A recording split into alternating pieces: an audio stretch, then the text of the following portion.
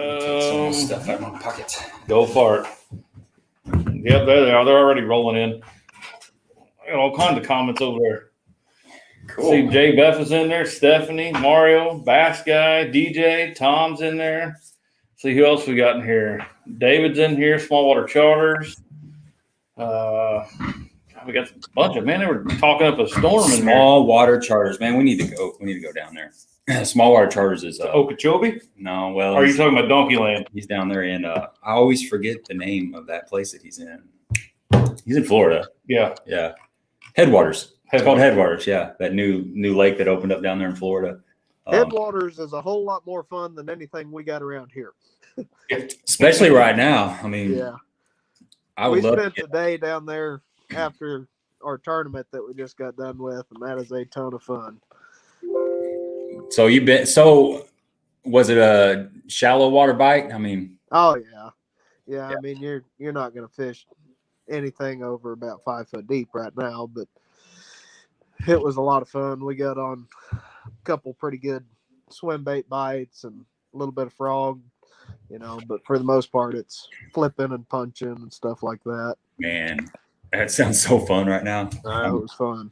I'm ready for a frog bite. Yeah. I was just talking to Isaac. I told him, we talking about going fishing, this and that. And he's like, we might not catch anything. I said, dude, I don't care. As long as I got a pole in my hand, I don't care. It's been 2.5 months. Yeah. I'm ready. I went ice fishing the last 2 days. That, yeah. It's been like 2.5 weeks since I've wetted a line, I think. And I kept staring at that pond. And I just went out there and took a pickaxe and chopped a couple holes. It took me 2 days, but I finally caught a fish.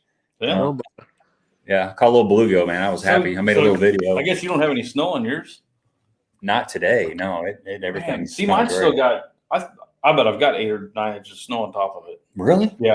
I guess some of it's melted today. Being almost 51 degrees, but I guess it sits down that valley just enough. Yeah, I guess I don't know. We never get wind except for when we had that snow come in there and it was blowing all over. That was the only time we got wind, and they just filled the hole in them. So we got plenty of that's snow weird. down there. So what's Lake of the Ozarks looking like right now?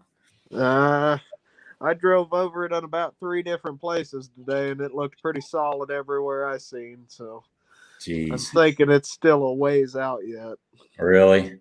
Yeah. They're talking about having that Toyota series here in next week or 2 weeks or whatever it is. I'm not so sure about that. I mean, they might. It might all thaw out at once, but I've never seen it. Once it gets this solid, I've never seen it just all go away. It would take something pretty magical to make that happen, but it might. I don't know. Is Mike fishing it? Yeah, I'm fishing it too. Me and Mike are fishing. Oh, both of you? Yeah. Oh. Well, Mike's got I think there's an Anglers in Action team tournament this weekend, supposedly, but I guess that ain't going to happen either then. No, there ain't no way it's going. I mean, we're supposed to get some rain maybe towards the weekend, and that will definitely help. But I still don't know that it'll thaw anything out good enough to be able to get out and run around. I mean, you might have a little hole you can go fish in or something, but yeah, it's more than we have right now. You'll be able to fish some of the main lake, I would say, by the end of the weekend, but that's just not going to be any fun. Yeah. Is it supposed to get up to 60 like it is here tomorrow? Yeah. It was in the low 50s today. You could definitely tell that there was water on top of the ice today for the first time I've seen. So I guess that's a good sign. Yeah. Get that sunshine on it tomorrow, maybe magnify it a little bit. Need some wind. That wind's what really gets start breaking up with the waves. I think we're supposed to get a little bit more wind tomorrow. Yeah. When's the last time you saw it like this? Everybody's been talking like it was like 10 years ago, but I can remember it like 4 or 5 years ago freezing over pretty hard, but it didn't last very long. I mean, it was basically, just about an inch or 3/4 of an inch thick. So it thawed back out pretty quick, but I mean, like this, I don't know. I mean, the problem is right now, we've got all this ice and they dropped the lake so much while it was happening that it's just destroyed a bunch of stuff. And people aren't seeing it right now because nobody's down at their lake houses. But, when they come back down, they're going to see that it's destroyed a bunch of these docks and the dock foam, and it's going to be a mess for a little while. So you think because the ice is kind of holding the structures up and the bottoms fell out of it, is that what's going to? Yeah, that ice is just collapsed in on that dock foam, and it's poking holes in it and just basically shredding that black foam. So gosh, it's going to be a mess, I would think. Man, that is crazy. Yeah, T. Harrison said they've been pulling a lot of water to generate power, so the lake level is pretty low. Yeah, I mean that is one thing. It's as low as I've ever seen it right now, and I drove through Gravois today, and there's land out in there that I've never seen before. So I mean it is low. And Dad said the same thing. He said I haven't seen it this low maybe ever. So wow. Yeah, it's pretty low. But that's not necessarily a bad thing. I mean, we've needed it to come down. It's been slow coming down all winter. That's been part of the problem with the fishing is it's just been so high.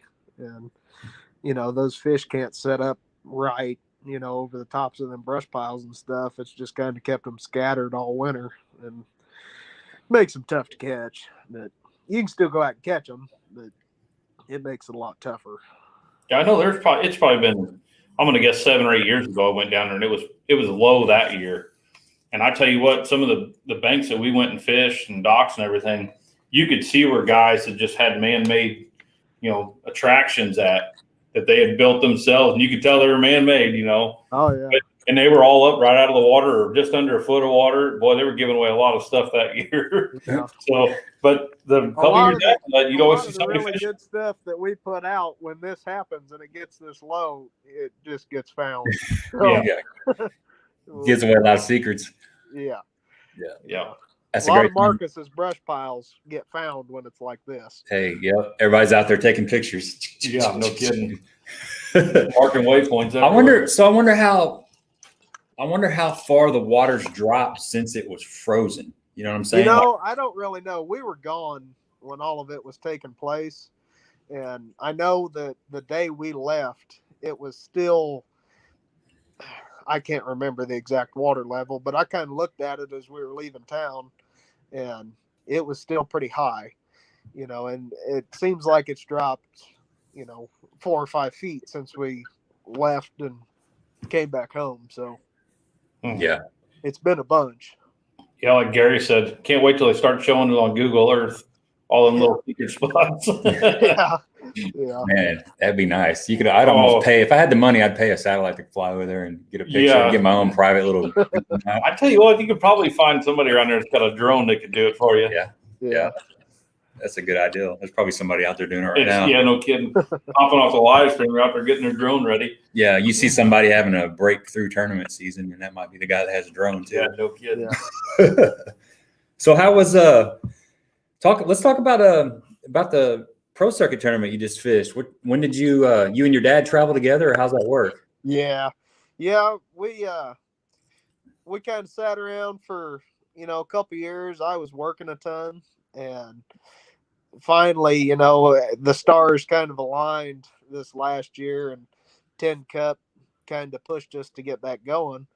And there's nothing I've ever wanted to do besides travel around fishing with my dad. And so we got the opportunity this year, and we took full advantage of it. And we're going to travel around and fish them all together and plan on having a lot of fun with it.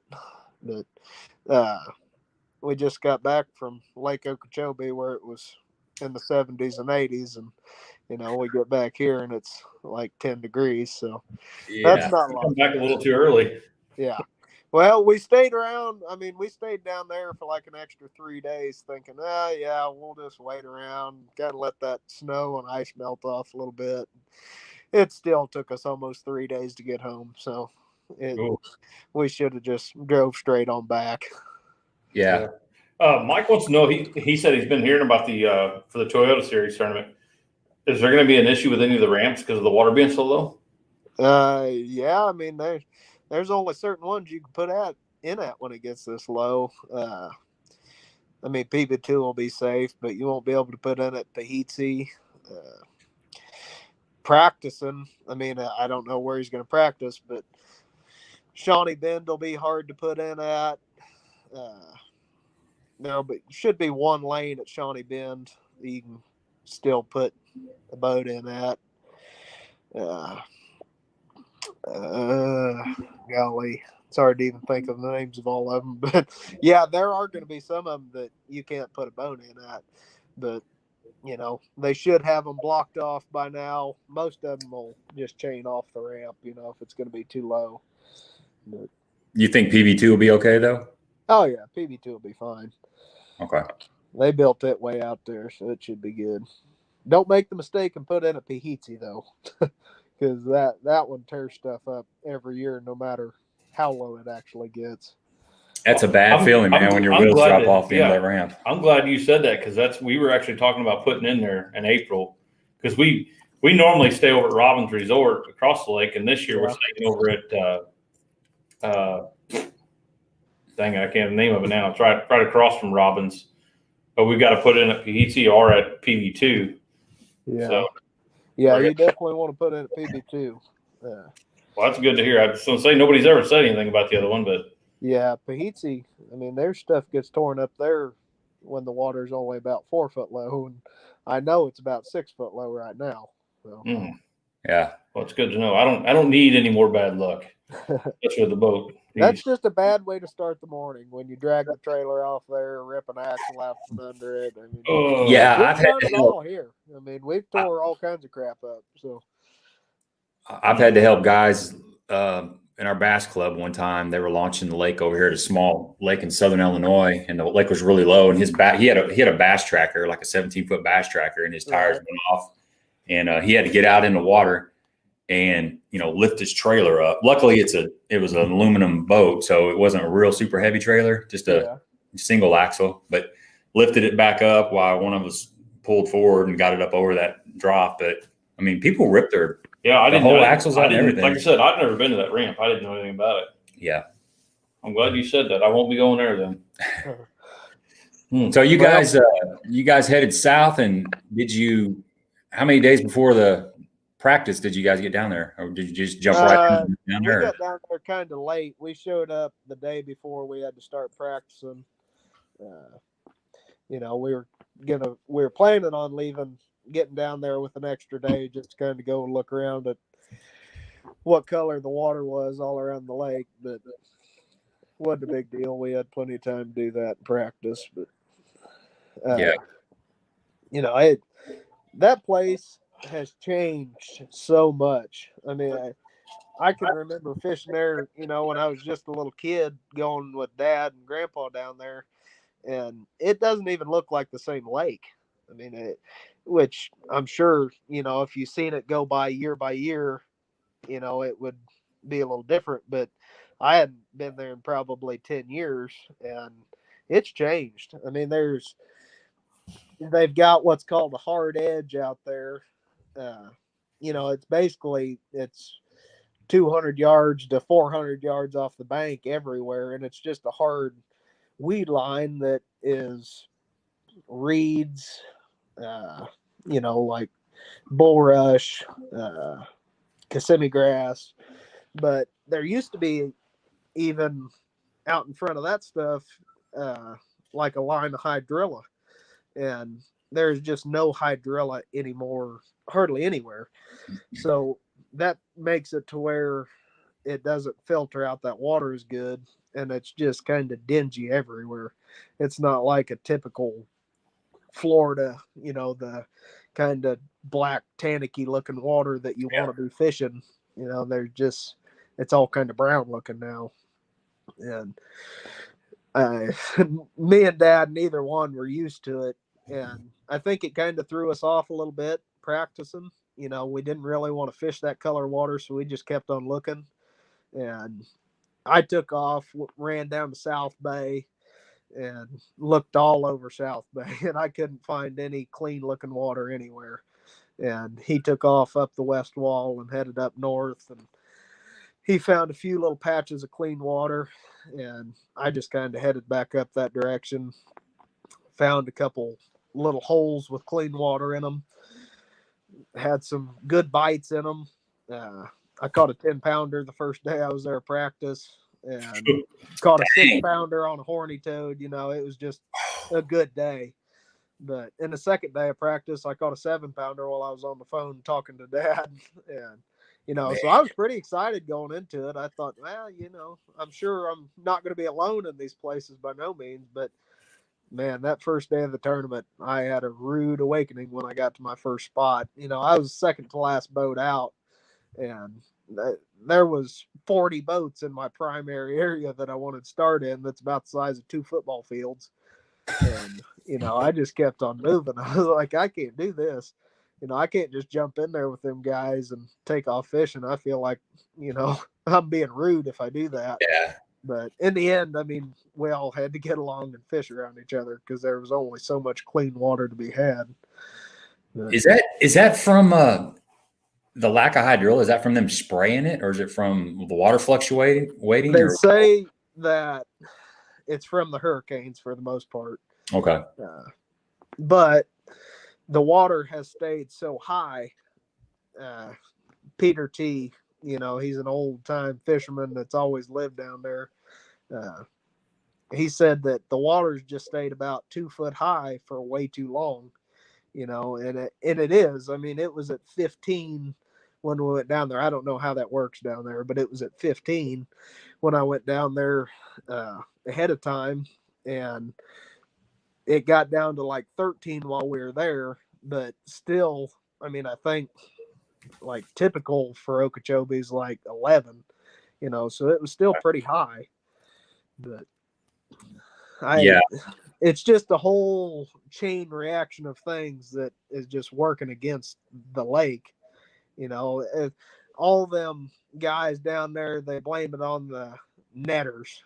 You know, there's a bunch of commercial netters that are out there catching mullet and catfish and all kinds of stuff. Those people have been netting out there for as long as Okeechobee's been around. You know, they've been out there catching them fish and dragging them nets, and it's not the netters. I mean, it's the high water and the hurricanes and the big winds churning it up. And it doesn't take too long, you know, once that water gets 2 foot over the top of that hydrilla to kind of weaken the stems on it, and you get a couple of those 30-mile-an-hour wind days, you know, blowing out of the same direction, and it just uproots it. So, yeah, we talked.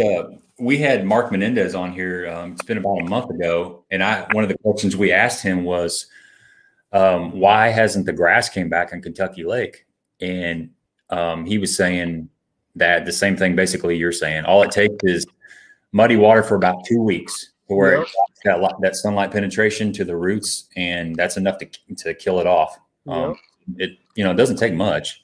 And it might take it 2 or 3 years before it comes back. That's right. At all. I mean, it doesn't take nothing at all. Grass is fickle. I mean, it's not like the grass that grows out there in your yard. That's getting sunlight all the time. Yeah. But, you know, if it's under the water, it doesn't take much for it not to get any sunlight. And that it can just go away as quick as it comes in, you know. Mm-hmm. And that's so important, you know, for the biology of a lake. A grass lake has, you know, everything's set up to be efficient, and nature's set up for, you know, the grass. And when you take that grass out of the lake, it just kind of throws everything off. Oh, absolutely.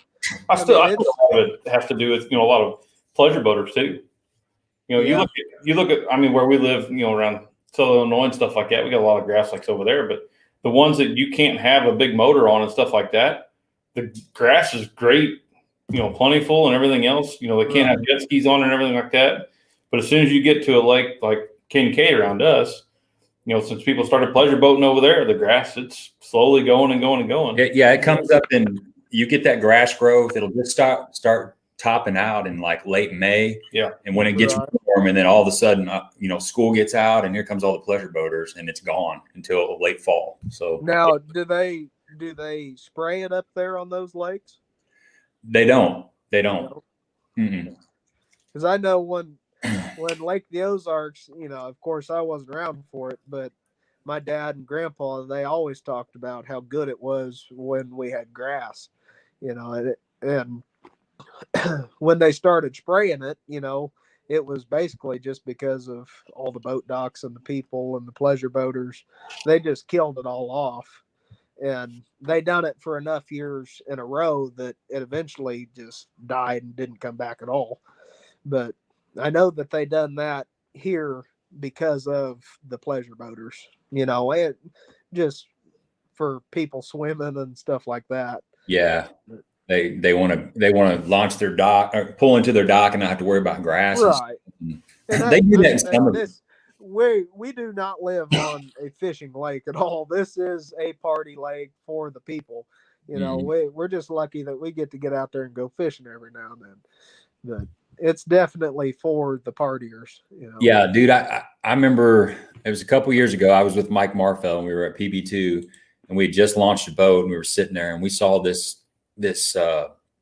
cigar boat or whatever you call it back down the ramp, and it had four 300s on the back of it. The thing was like 50 feet long or something. I mean, when they launched that thing, the lake went up onto the bank. It just pushed that much water. It was unbelievable. It probably cost like $20 just to start it. Yeah. If you're lucky. Yeah. So that's rough. That's what I never get about Lake the Ozarks. You see all these boats and stuff, and I'm like, how do they afford the gas for that thing? They go out there and they might spend $5 or $6 grand that weekend, and I'm like, I just want to go bass fishing. Hell, it's hard enough just to go and spend $200 putting gas in my bass boat. Yeah. I like Smallwater's idea. He goes, gators cut down on skiers and tubers. Throw a couple of gators and it'll be all right. Yeah, that's the truth. We'll have I'll tell you a funny story hand, about probably, the gators. The third day I got to fish down there, the final day that I got to fish, the top 50 day, I went to go around a little patch of reeds, and there's a little patch of arrowheads, sticking up out there. It's just a little pointy clump of grass that we've always thought that those fish spawn better around them arrowheads. And I pitched my jig out there, and I'm pitching one of those slither rigs around, and sink it down through that patch of arrowheads. When it gets to the bottom, my line jumps out of my guides. I'm like, yeah, this is a good one here. And I told my marshal, I said, you better get your camera ready. This is going to be a big one. And I set the hook, and my line just started zipping through that grass. And I get up there, and I go to pulling, so I can reach down there and grab for it. And all of a sudden, a head pops up, and it's a gator that's 9 or 10 feet long. And I'm like, oh. I didn't even know they could bite something underwater, let alone, find my little creature bait down there. Yeah. You have a little snack. What'd you do? Just cut the line, I've caught little ones before. I've caught little 3 and 4 footers before, but this was a big animal. I mean, it was like a dinosaur when I went to dragging it to the surface. Jeez. Yeah, that's he may have took your bait, but he was about ready to make you his bait. Yeah, he really wanted me to reach down there and get my bait back, but I wasn't going to do it. The joke was on him. He was going to get to keep it. Yeah, I don't mess with none of them. I've been punching before and set the hook on a snapping turtle. Oh yeah. And then his neck wants to come up when you're trying to reach down there with the pliers, and goes on for a minute. But you got a tungsten weight on there. You got a $6-7 tungsten weight on there. Right.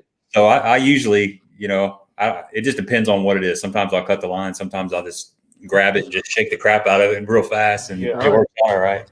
Yeah. Usually bend the hook up, but at least you get your weight back. There's a good question on there. Hope you can see all that Jay had for you. Oh yeah. Sorry, I'm trying to read it on my phone. It's kind of small. He said you had a solid event for the first one. What's the outlook on the rest of the year? Which lake is one you are the most looking forward to? I tell you what, we go to Lewis Smith next down there in Alabama, and I've always liked it, and it just kind of fits our style. It's more of a deep, clear, table rock looking type lake. The only curveball to it is it has blueback herring in it. Yeah. And that you got to kind of fish it as such to fish for them around the herring.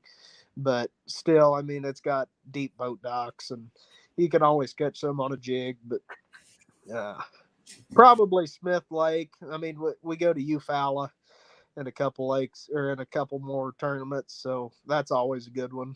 I mean, it should be pretty awesome about the time we're there. Probably still be some spawning going on, late spawners down there. Really, I mean, we should get to fish shallow for the most part. Murray, they should be spawning. I mean, by the time we get up there to the Potomac, should be kind of getting done spawning, maybe some late spawners still. But we should get to fish shallow most of the season, till we get to like the St. Lawrence and stuff like that. But I mean, I can't say that there's one that I'm any more excited about than any of the rest. But Smith Lake, I mean, this next one, I've kind of been excited about it since I've seen it on the schedule, just because we've always liked going there. But it's got some big, giant spotted bass in it. We like to chase them around. Heck yeah, man. I like them big spots. They're fun. Oh, yeah.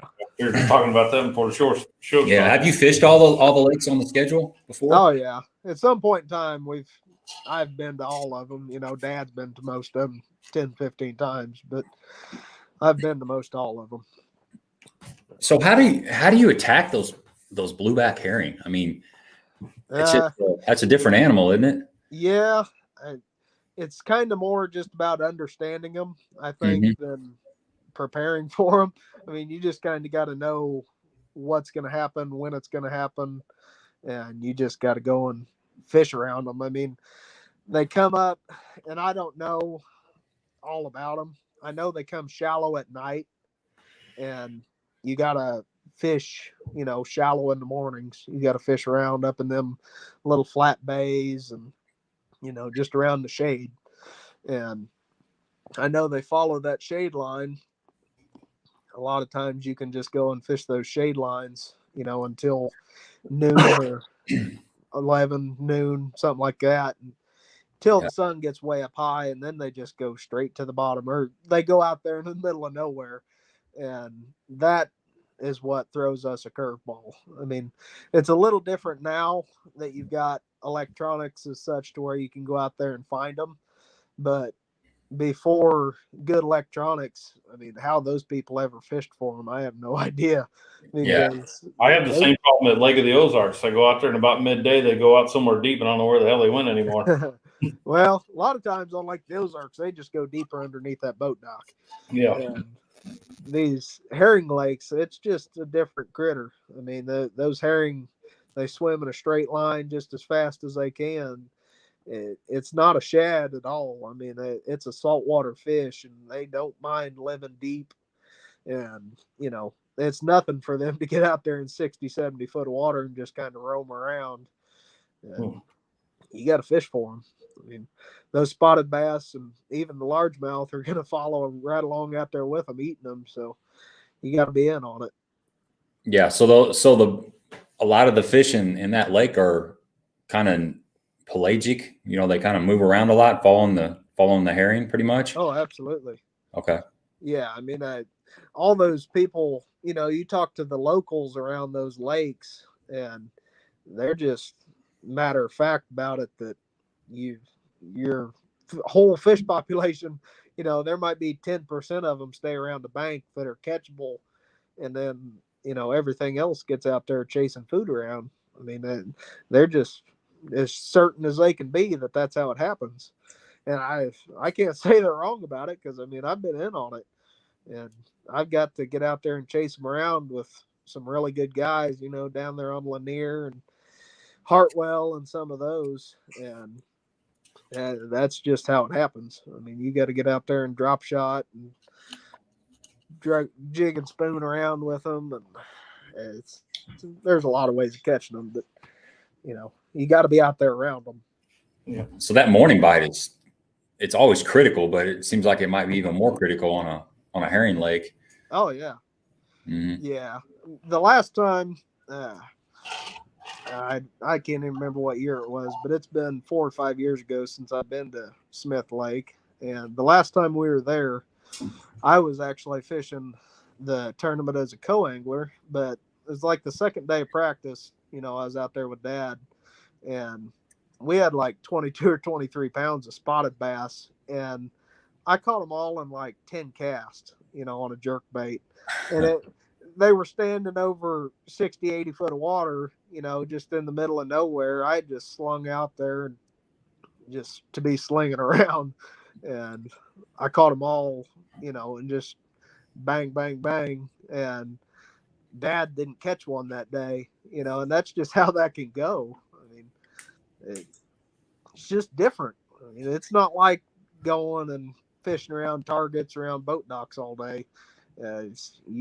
You're kind of at their mercy, really. I mean, if you don't catch a few while they're up there shallow in the mornings, it could be a struggle for you throughout the day.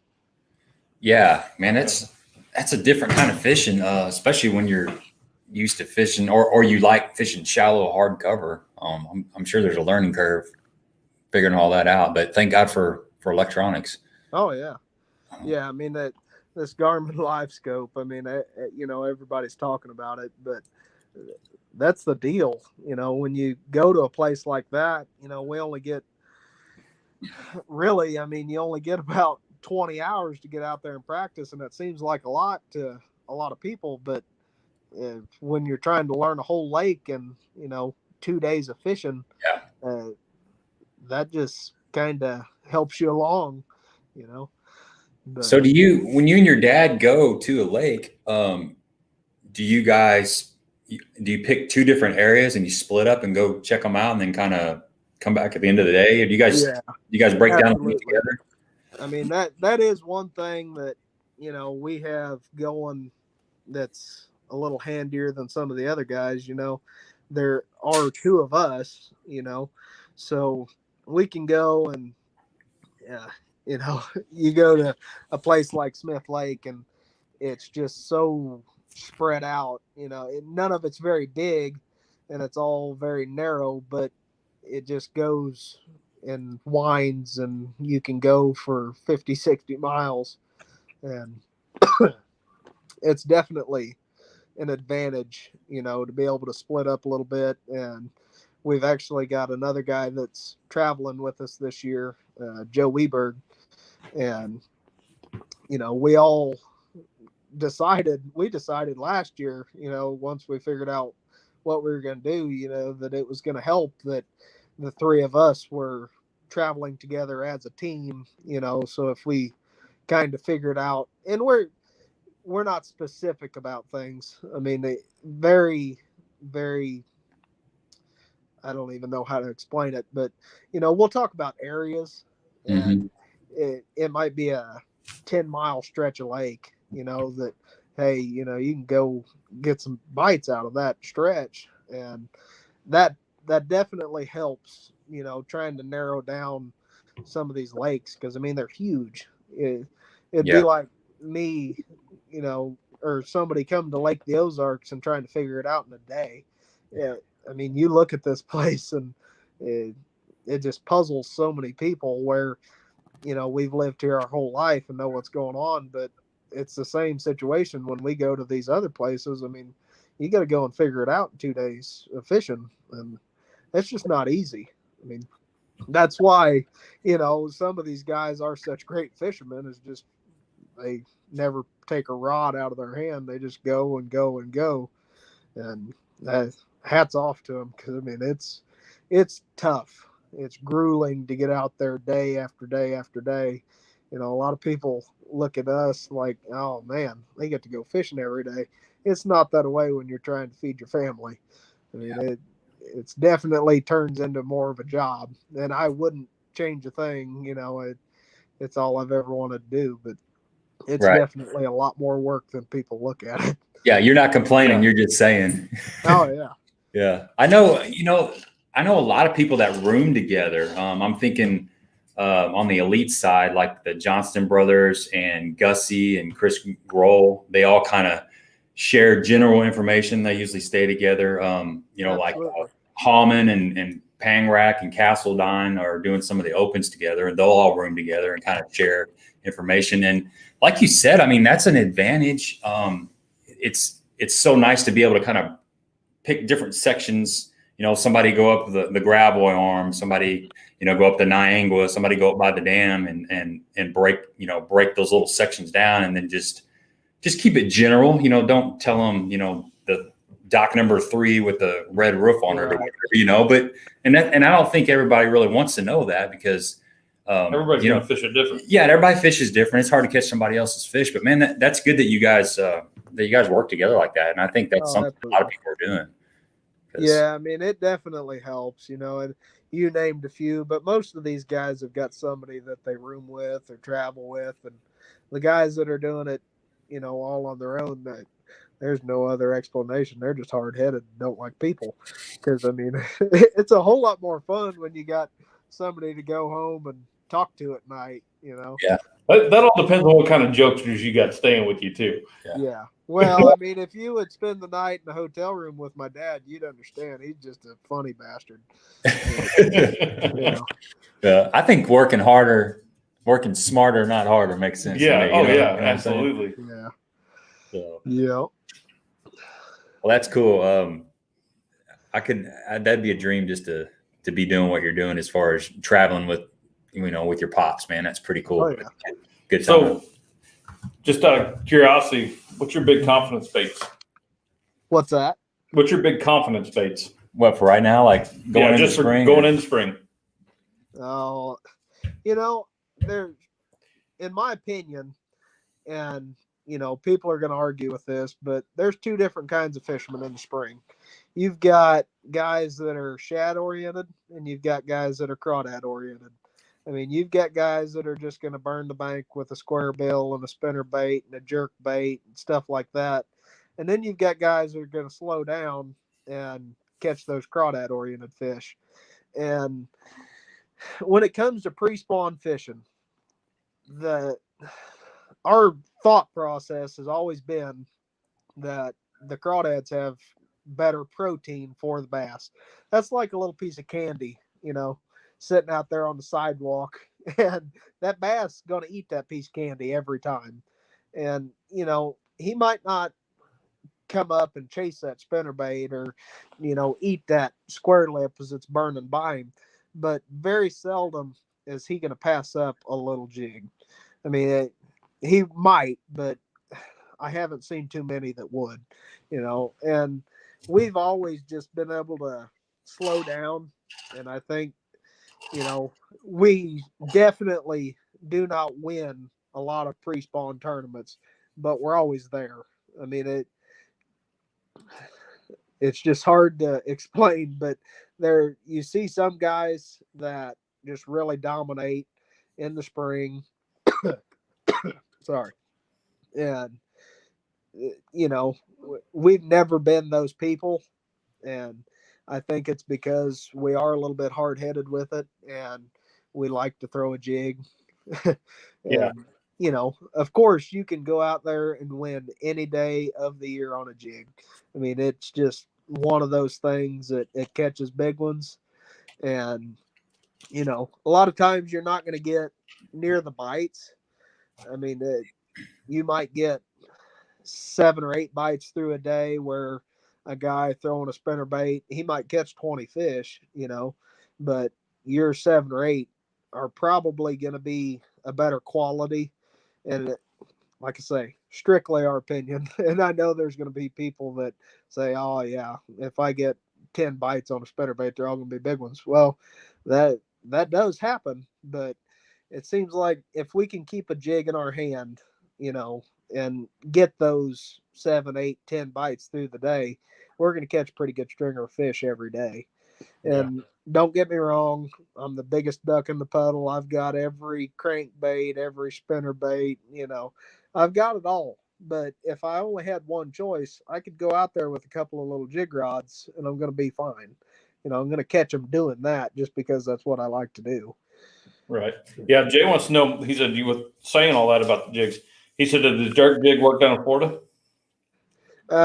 It was a little different down there. the Dirk's jig did not like to go through them little clusters of reeds and stuff, so I Yeah. had to bump it up a little bit. I flipped around to 1 ounce jig most of the week, but yeah, I mean it. Don't get me wrong. If I would have taken it down there and thrown nothing but, I would have caught some fish on it. But you kind of gotta fish the situation on something like that. Yeah. So back to that tournament, what were, I know you said you started looking for focusing on clear water. Once you found some clear water, how did you attack the fish? What were your presentations and how are you catching some of the fish?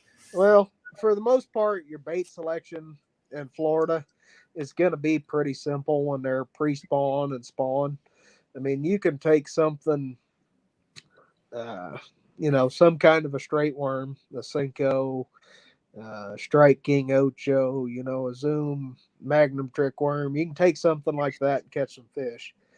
And so I rigged up a 6-inch Cinco, put an 1/8 ounce sinker on it, 20-pound fluorocarbon, and took off fishing with it. And that is how I found, a lot of the fish. There are a lot of the bites that I could get in practice. I pitched that Cinco around a lot. But the first day I was there, I caught a 10-pounder on a 1-ounce jig, and that makes it pretty hard to lay down. And, Yeah, I don't think I would have laid that down the rest of Yeah, the and week. you like a jig anyway, so exactly. So, I mean, I probably did spend too much time doing that, but, I called Dad as soon as I caught that giant. I was like, man, I just caught a giant on big jig. He said, oh, really? And I said, yeah, it was a lot of fun. I said, it was 30 yards back in this patch of reeds. He took off doing it. He caught a 7-pounder that day on it, and so we got pretty excited about that. But I that bite kind of went away. I'm not really sure why, but it seemed like throughout the week, the more isolated you got, whether it be a little tiny cluster of reeds or a little patch of lily pads or whatever, you could pitch that Cinco around. And I caught some through the week on a Strike King Thunder Cricket. I mean, just their vibrating jig. And that was just basically when I was covering water, trying to figure out where I could get another bite. But definitely once I would get a bite, I would slow down, and it seemed like you could get a few more in that general area. So, I mean, Yeah. it's a lot of guys make Florida way too hard, and we didn't do good down there. I mean, yeah, I got a check, and that's phenomenal for the first tournament of the year. But, there was some of those guys that they kept it real all week long and flipped the same bait and just kept on moving. And those are the guys that really dominated. Yeah. Stephanie wants to know, do you swim or finesse your jigs? What's that? Do you swim or finesse fish with your jigs? I guess he's wondering, do you prefer a swim jig or a finesse jig? Was the question. Definitely a finesse jig, but when it comes to us and jig fishing, there's so many different variables that go into it. I mean, I've got a little 3/8 ounce ball head, short collar, little brown round rubber jig that I can do so much with it. I put a little stout hook in it, and a lot of times I'll put a 5-inch twin tail on it. I can swim that around. I can skip it underneath the boat dock if I have to. I mean, there's so many different things that we put into jig fishing, and throwing jigs and making your own jigs. There's so many different configurations and ways of going about it Yeah. that a lot of There's people, different angles, different heads, different weights, different hooks. I mean, there's a lot that goes into that. Yeah. I've got a, 5 or 6 giant Rubbermaid tubs just full of molds that I pour different jigs with. I've probably got 100 different jig molds, and there's so much crap that goes into it, and it's really hard trying to determine what you're going to need where. I mean, it comes down to, it's such a problem for us now that I pour some jigs every day, and I definitely, tie a couple dozen jigs every night, just different situations. And Yeah. What kind of trailers you got using?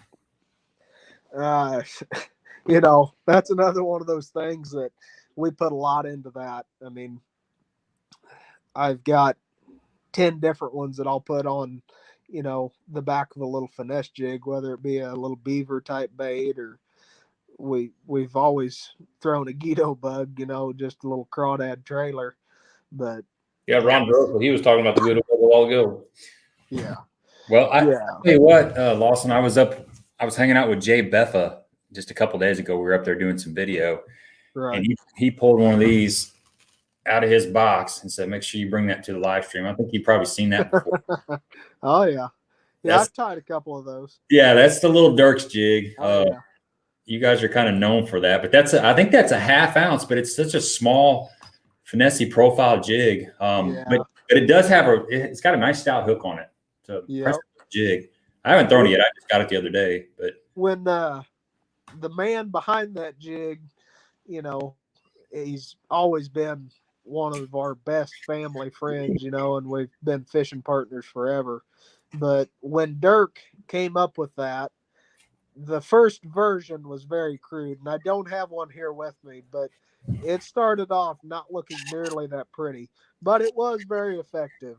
And, he just kept refining it and making it a little bit better. And now, I mean, that's just the perfect little situation. If I'm around a bass that I can't make bite, typically I can take that Dirks jig and I can put cut off a little tiny crawdad, string it up on there, and that's one of those things that just never leaves our boat.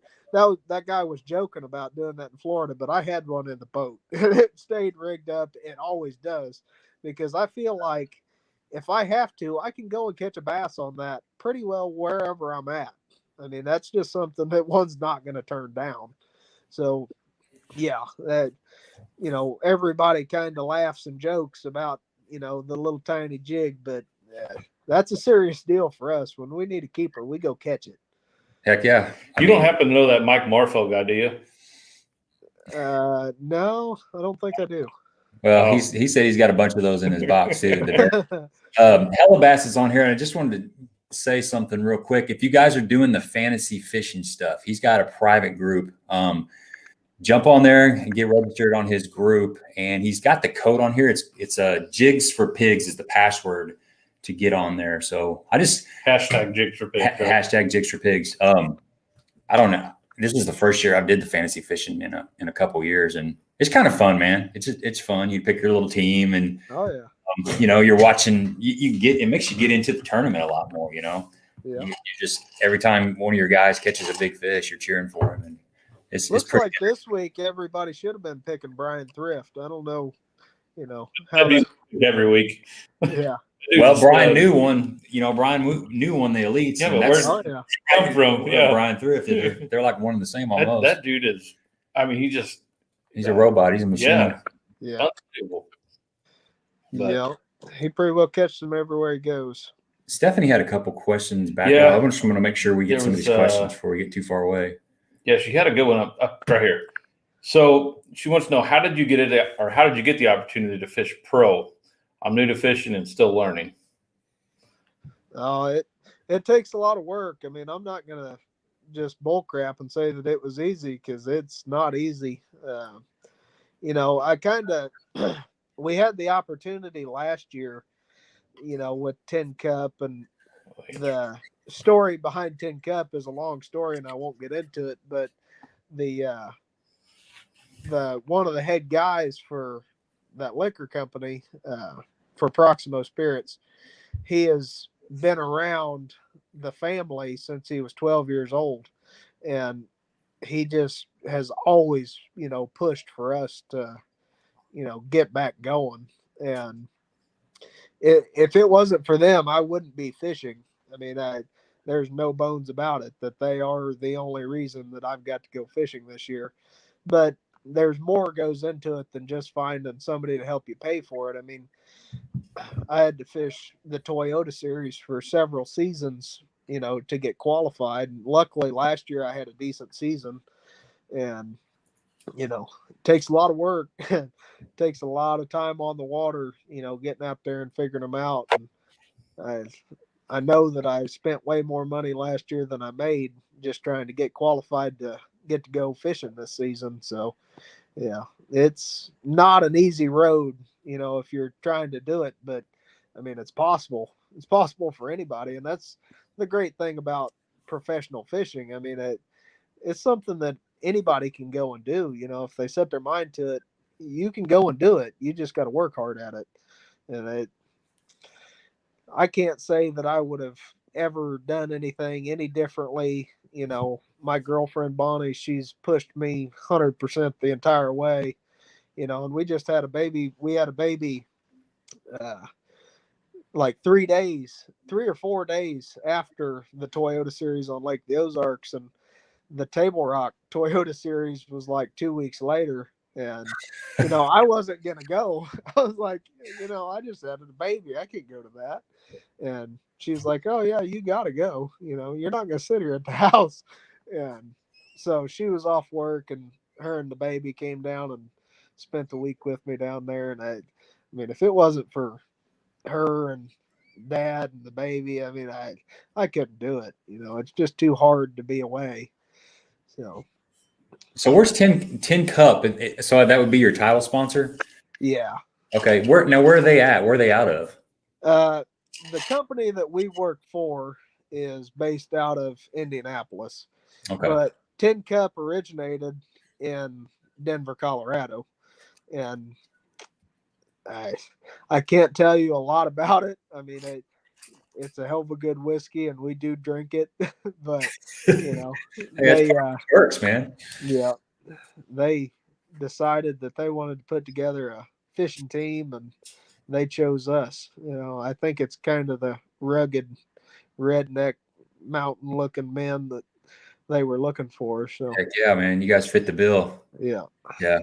That's why The Marfeld. beard That's why game is strong. That's why Marfeld never got in. Yeah, Marfeld's got his beard game wasn't strong enough. He's getting there though. So Dave wants to know, depending on water clarity, what are your favorite jig colors? That's something that we do keep fairly basic. You know, all the different variables, especially in the spring, you know, if it comes down to, you know, if you can see a foot deep, I can catch one on a brown jig. And we've always kind of based it off of that. But if you get to where you can only see inches deep, I'm probably going to switch to something black, some form of black and blue, uh, you know, black and purple. But when it comes down to browns, I throw brown.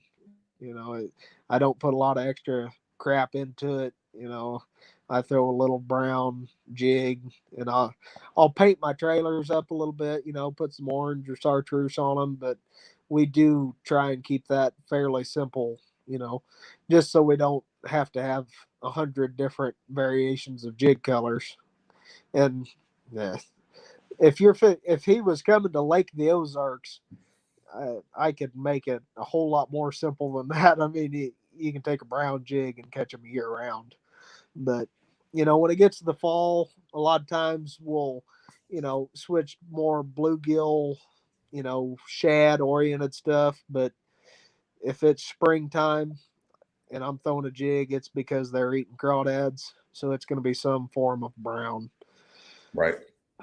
So you throwing that Dirk's jig, is that typically a shallow water jig for you, or are you fishing it out in say 20 foot as well? Or do you go to more of a football style jig when you're doing that? Well, the Dirk's jig, it started out, you know, me and Dirk were fishing some wintertime tournaments, and he just kept, you know, making stuff tinier and tinier. And, you know, we always used to throw football jigs and big stuff. You know, even in the wintertime, we always kind of thought that, you know, like a more mop style skirt, you know, got you more bites, but that couldn't be any further from the truth. I mean, when he got to really honing it down, we were catching. I'll never forget the day that he climbed in the boat for the first time with me with this thing, and we were catching a lot of fish on those secondary points that were anywhere from 15 to 25 foot. I mean, and there was just a ton of fish on them that year. But we were having days where we were catching like 100 keepers a day. Wow. And a lot of them were 3 to 5 pounders. You know, it was like when the A-rig came out, was when Dirk came out with this little jig. It was by far the greatest thing that any of us had ever seen. You know, it was just awesome. But yeah, to answer your question, no, I'll throw it in 5 foot of water if I have to. But I caught a lot of them down there at Table Rock last fall, 40 foot deep on it. So, you know, yeah, there's no right or wrong. Um, I don't flip it a lot. You know, I hear guys talk about pitching it along the bank. Um, I do have a different hook application for that. You know, I go to more of a round bend hook when I'm just going down the bank. But to say you have to, no, it's a confidence thing for me.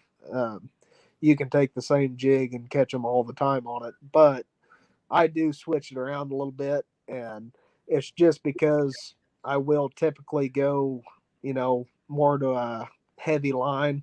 You know, everybody talks about a finesse jig, you know, pitching it around on 10-pound line. We do that, but typically that's like a late fall deal.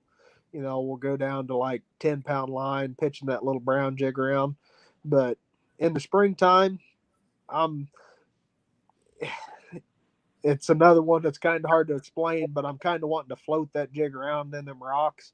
You know, I don't want it stuck down there in the rocks, you know, hopping it around down there. I kind of want it just to drift around down there in the rocks. So I will bump my line size up a little bit. You know, I'll go up to 20-pound line just pitching along down the bank, which kind of seems unorthodox for, you know, pitching a little finesse jig around, but it's just a system that we've made work for us. And if we can get away with it, I mean, we're going to try and use 15-pound line, you know, when we're going down the bank. And if we can go to 20, that's just even better. But, you know, we definitely downsize, you know, the later it gets into the fall, the more we'll downsize our line, you know, just because that water seems like it starts clearing up, you know, kind of going into winter. And we will downsize our equipment for that. Yeah. So you mentioned a round bend. You like to go to a round bend hook. What's your reasoning for that? Uh, I use a little, and it's the same little Dirk's head. You know, we use the same little half ounce and 5/16 head pretty well all the time. But I'll put a little 2/0 round bend, and it's a heavy wire Gamakatsu flipping round bend, and it's kind of a special little hook. But, you know, I feel like if you are fishing 5 foot or less, it changes the angle of when you set the hook. You know, it's kind of like going from an EWG to a straight shank, you know, when you're flipping and casting out in open water. If I'm throwing something out in open water, I feel like that EWG, you know, if I'm throwing it 30 or 40 yards from the boat, that EWG is going to get them better than it is like a straight shank flipping hook.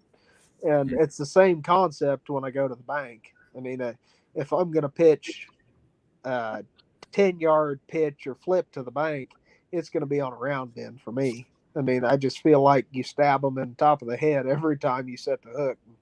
That's just how we do it. But if I'm fishing, say, 8 foot or more, it's going to have some kind of a O'Shaughnessy style bend in my jig hook. And it don't matter what it is. I mean, we put it in our football jig too. You know, we just kind of upsized it from the Dirt's jig. And that's just what we do in our football jig now too. And it's kind of a little short looking, goofy looking hook, but there's not one out there that hooks them better. I mean, people can argue with it all they want, but I mean, we catch hundreds and hundreds a year on it, and you just don't lose many fish. So when it comes right down to it, it's a confidence thing. But we do it all the time, and that's one thing we do, pride ourselves to be as pretty good jig fishermen. So we're going to figure out the best mousetrap for every situation.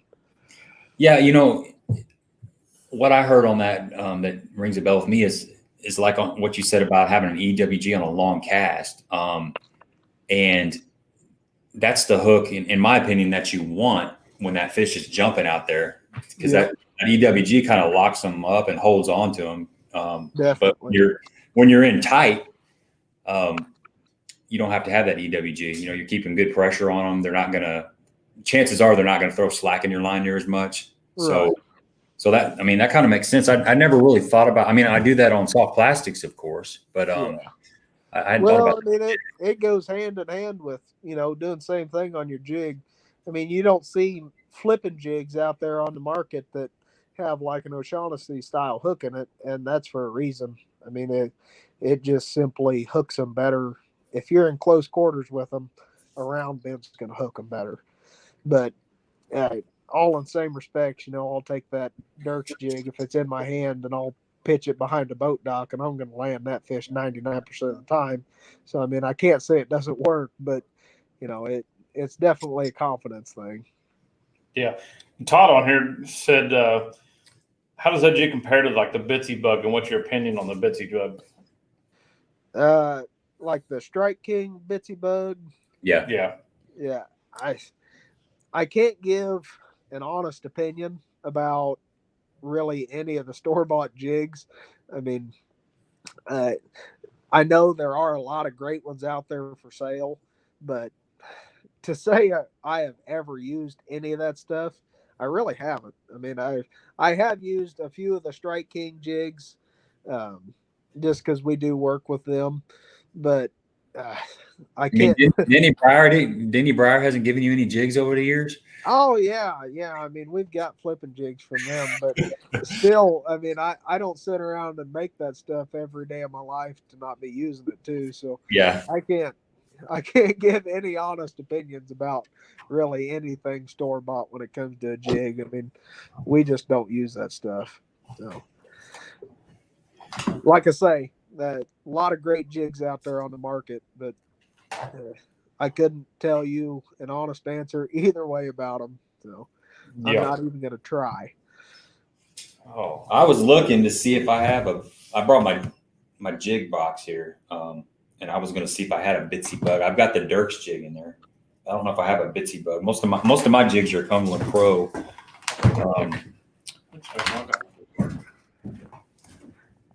Still looking.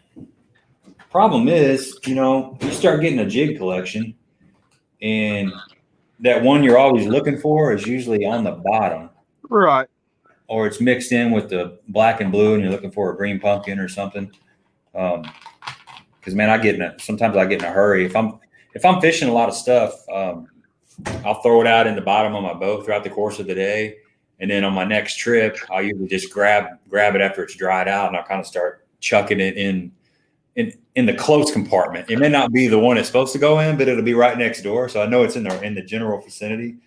But yeah, I would say that this Dirks jig is definitely, to me, it's got a completely different shape than the Bitsy bug. I would say it's even more finesse because, you don't have much skirt material on there at all. That's like probably 15 strands or something like that on there. Yeah. I don't know if you guys most of them are 16 strands on the Dirks jig. Yeah. And that was part of the whole thought process behind it, was when you throw it out there, if you put like a little crawdad cut down on it, that half ounce with that little thin strand skirt, that shoots straight to the bottom. We throw it 99% of the time. When I've got a Dirks rig going in the water, it's on a spinning rod with 10-pound braid to a 10-pound fluorocarbon leader, and that'll be on the bottom in 20 foot of water in a matter of seconds. Okay, that makes sense. And that it's just very efficient, even in the winter time. Kind of when Dirk came up with it, it's still pretty quick, how you fish it. We're not just dragging it along out there. we're hopping it around, and it's not like your typical finesse jig.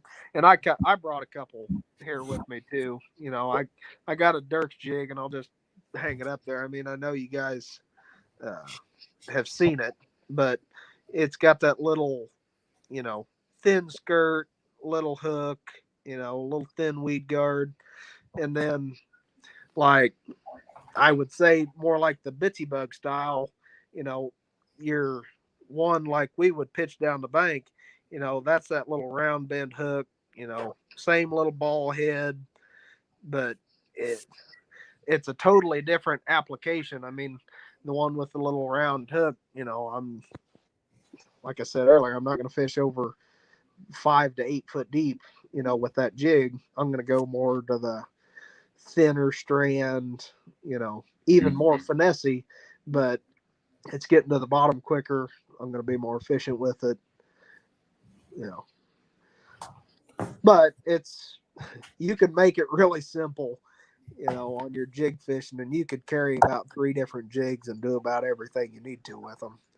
But yeah, you made the comment earlier about the big mop jigs and stuff like that. That's one thing over the last probably 3 years I just haven't picked up anymore. I just a big mop jig. Yeah, I haven't had as much luck on it. I don't know if it's just the newer jigs I've been throwing or got better at fishing jigs or what it was, but I can't seem to get bit on a big mop jig anymore. I'll tell you what, that Toyota series that we had here in October, going into it practicing, I really thought that I was going to win on a big mop style football jig. I mean, it was pretty crazy. And you were talking about it, you know, before we came on about the big bass bash, you know, and that's always that weekend before. And I mean, for a week before that thing, I was catching 20 pounds a day, you know, pretty handily on a big mop style football jig. And of course, the big bass bash came along, and it made it hard to get a bite, you know, out of a pile of brush. But yeah, they'll still bite that big mop jig every now and then. It takes the right situation. I mean, it seems like when they're eating bluegill and stuff like that, you know, I will go to a bigger, you know, thick mop style skirt, big long, you know. Yeah, it just kind of goes along with what you were saying, you know, in your dirt jig that you guys came up with there. You know, it's kind of the same thing. You went that lower profile, right? Seems to get bit a lot better. Yeah, this is a Cumberland Pro. They call it's their Bitsy Procaster jig. So it's a super finessey jig as well. That's, you know, this is something you're definitely gonna be throwing on spinning gear, like 8 to 10 pound test. And let me grab that Dirks jig again just for comparison. So they're, you know, the Dirks has got this is a 1/2 ounce, of course, and this is probably like a 3/16. So, you know, you're going to notice there is a profile difference. I'm weird with this camera. I think I'm going up, I'm going down. The camera's way up there. I know, man. I keep thinking, I don't know. You know, this is only my 20th live stream. So there we go. That's a lot better. But I'm still the wrong way. It's like shaving or something. But this is another 2 finesse jigs right here, just different brands. Of course, this one's got a little bit more skirt material on it.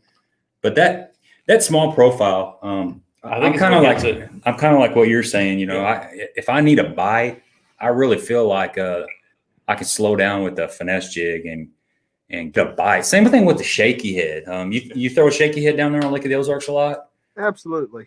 Mm-hmm. You know, a shaky head is one of the things that I'm not going to if I don't have to. But there is certain times of the year that a shaky head just will outfish a jig, hands down. Seems like your late summer, you know, going into early fall, a shaky head will kind of dominate over a jig a little bit. But, you know, all the same respects, I can take and skip a jig enough times underneath the boat dock, and I'm going to get enough bites doing that. But, you know, definitely, I mean, there's some times that a shaky head will outfish a jig. That's what I was going to ask you. Now, how do you know that that's happened? So if you're fishing an area that you have a lot of confidence in, and you're throwing the jig and you're just not getting bit, but you're still seeing the fish on the bottom. Is that when you're going to make that switch to a shaky head, or how do you make that decision? There's a lot of times here on, especially on like the Ozarks where, guys think that they're just biting funny, that they're eating their jig trailers off, When that goes to happening, you can pick up a standard, ordinary, 1/8 ounce to 1/4 ounce shaky head. I'm not going to throw brands out there because I don't know any. We make our own, but put a 7-inch regular Zoom trick worm on it, and you're going to catch those fish. I mean, and it's nothing more than just slowing down a little bit and shaking that worm right in their face. It's just like pitching a crawdad at them pre-spawn. They're going to eat that. Over a lot of times, in the fall when we're doing that on that shaky head, they're not necessarily wanting to eat that bluegill as it's skipping right by them or something, but you pitch that little worm down there in his face and he's going to eat it. So that's a lot of times, if they start eating my jig trailer off or, eating the claws off I throw a rage crawl on the back of my skipping jig a ton. And if they get to eat my claws off of it or something, I'll pick up shaky head, and nothing more than a confidence thing. But, a lot of guys just take and never lay a shaky head down. There's not a thing wrong with that because you are going to catch probably more fish than anybody else. But, once again, I feel like if I can get them bites on a jig, they're going to be a better quality. So. Yeah. Yep. Alex said he's had good luck with the Omega football jigs. And then we got Mike Russell on here. He says, Dirk and Lawson are the only people who study crawdads as much as me that I know of. So shout out from Mike. Tell him he better be painting some crankbaits while he's watching this. That's all he does, man. He just paints crankbaits over and over. He brought us the couple that were. He was up here. He was up here a couple of weeks ago. He actually drove up from Kentucky Lake and sat in the studio with us. And man, he's got it down to a science. He's very detailed, pretty impressive stuff. He's painted me some pretty stuff, and it's hard for me to advertise it because I don't want to show nobody that stuff. That's right. Yeah. Let's say Jay got on here. He said tournament results tell a lot about the lake and what's your opinion on the declining weights at Lake of the Ozarks over the past year to year and a half. That's a tricky one because we all sit around, me and Dad have sat around for hours talking about it, and Dirk, and I can't really explain it. I think that the current here, I think it was 2 summers ago that the current never stopped pulling at all. It just pulled and pulled and pulled, and those fish ate so good all summer long, and that's great. They're biting. Everybody's out there chasing them around. But the problem with that is when they do have these tournaments down here in the summertime, the big boats and the rough water are not a good situation for those bass in them live wells. And I can't say nothing bad, about the tournaments because, I'm the biggest duck in the puddle. I get out there and chase them around too. But it is definitely, I think, hurt our fish population, just by having a lot of those tournaments in the summertime. And I really started noticing it along with, about 20 of these other guys around here. We all started noticing it last year after all that was taking place. They were biting so good for so long and they were having all them tournaments, it was taking big stringers to win them all. And all of a sudden it's no good. Well, I can't say it killed them all, but it definitely killed a big part of the fish population, which you're never going to kill all the bass in Lake the Ozarks because there's so many. But it was definitely hard on them after that one summer, and it's nothing more than there was too many people out there chasing them because it was way too good of fishing. Yeah. That's a good answer. Ron wants to know the best place to get Cumberland Pro jigs. Oh wait, Dirk's jigs. I'm sorry. Where can we get some Dirk jigs? I misread the same thing. That was weird. Do you sell them out of your house, or they got them in tackle shops, or where do you get them? Yeah, you can get them from Fitz Fishing, both the stores down here. Tombstone Tackle in Columbia carries them. Merton's Bait and Tackle. We're trying to add tackle stores in slowly, but it's just me and him making them, and it's quite the process. We're so far behind right now that we can't get caught up. So some of the tackle stores around here, you can get some. We try and keep them kind of stocked up just so they can keep everybody happy. But so could you keep me a couple on your front porch, and when I come down in April, I'll just pick them up? Absolutely. Put them in yeah, when you get here in April, you will have some jigs. There's a pretty long list right now. So I bet. So you can relate to Mike Russell then. He's busy all the time. Yeah. Yeah, me and him talked the other night for an hour and a half, and we've got the same issues going on right now. Neither one of us can keep up. Well, that's a good problem to have. Not complaining at all. Right. Good problem to have for sure. Mike accuses me of drinking tin cup. So here to Mike. It's just water, Mike. It's tea. It's iced tea. I hear no ice shaking in there. But it already melted. Yeah, it's a neat iced tea. That's right. It's hot in here. I had the iced tea. So how do people going in from the winter to the pre-spawn on Lake of the Ozarks? If somebody was to go down there, what do they need to be looking for? What kind of areas? Where do you start at if you're trying to find fish this time of year? This year's going to be different because of this ice. Mm-hmm. But, when all this ice melts off and all this crap gets cleared out of here, the water stabilizes, they quit dropping it. It's going to be tough for probably 3 weeks to a month. I mean, there's a big shad kill going on. I mean, with this ice, you're going to have that. And those fish just do not need to eat your jerk baits. I mean, it's pretty plain and simple. Mm. But, so people can't get discouraged when they go out there and don't have a great day, But me and Dad were talking about it earlier. We remembered the last time that this happened. We won a few weekends in a row, and it was all off of one stretch of bank, and you can find those areas that are just absolutely loaded.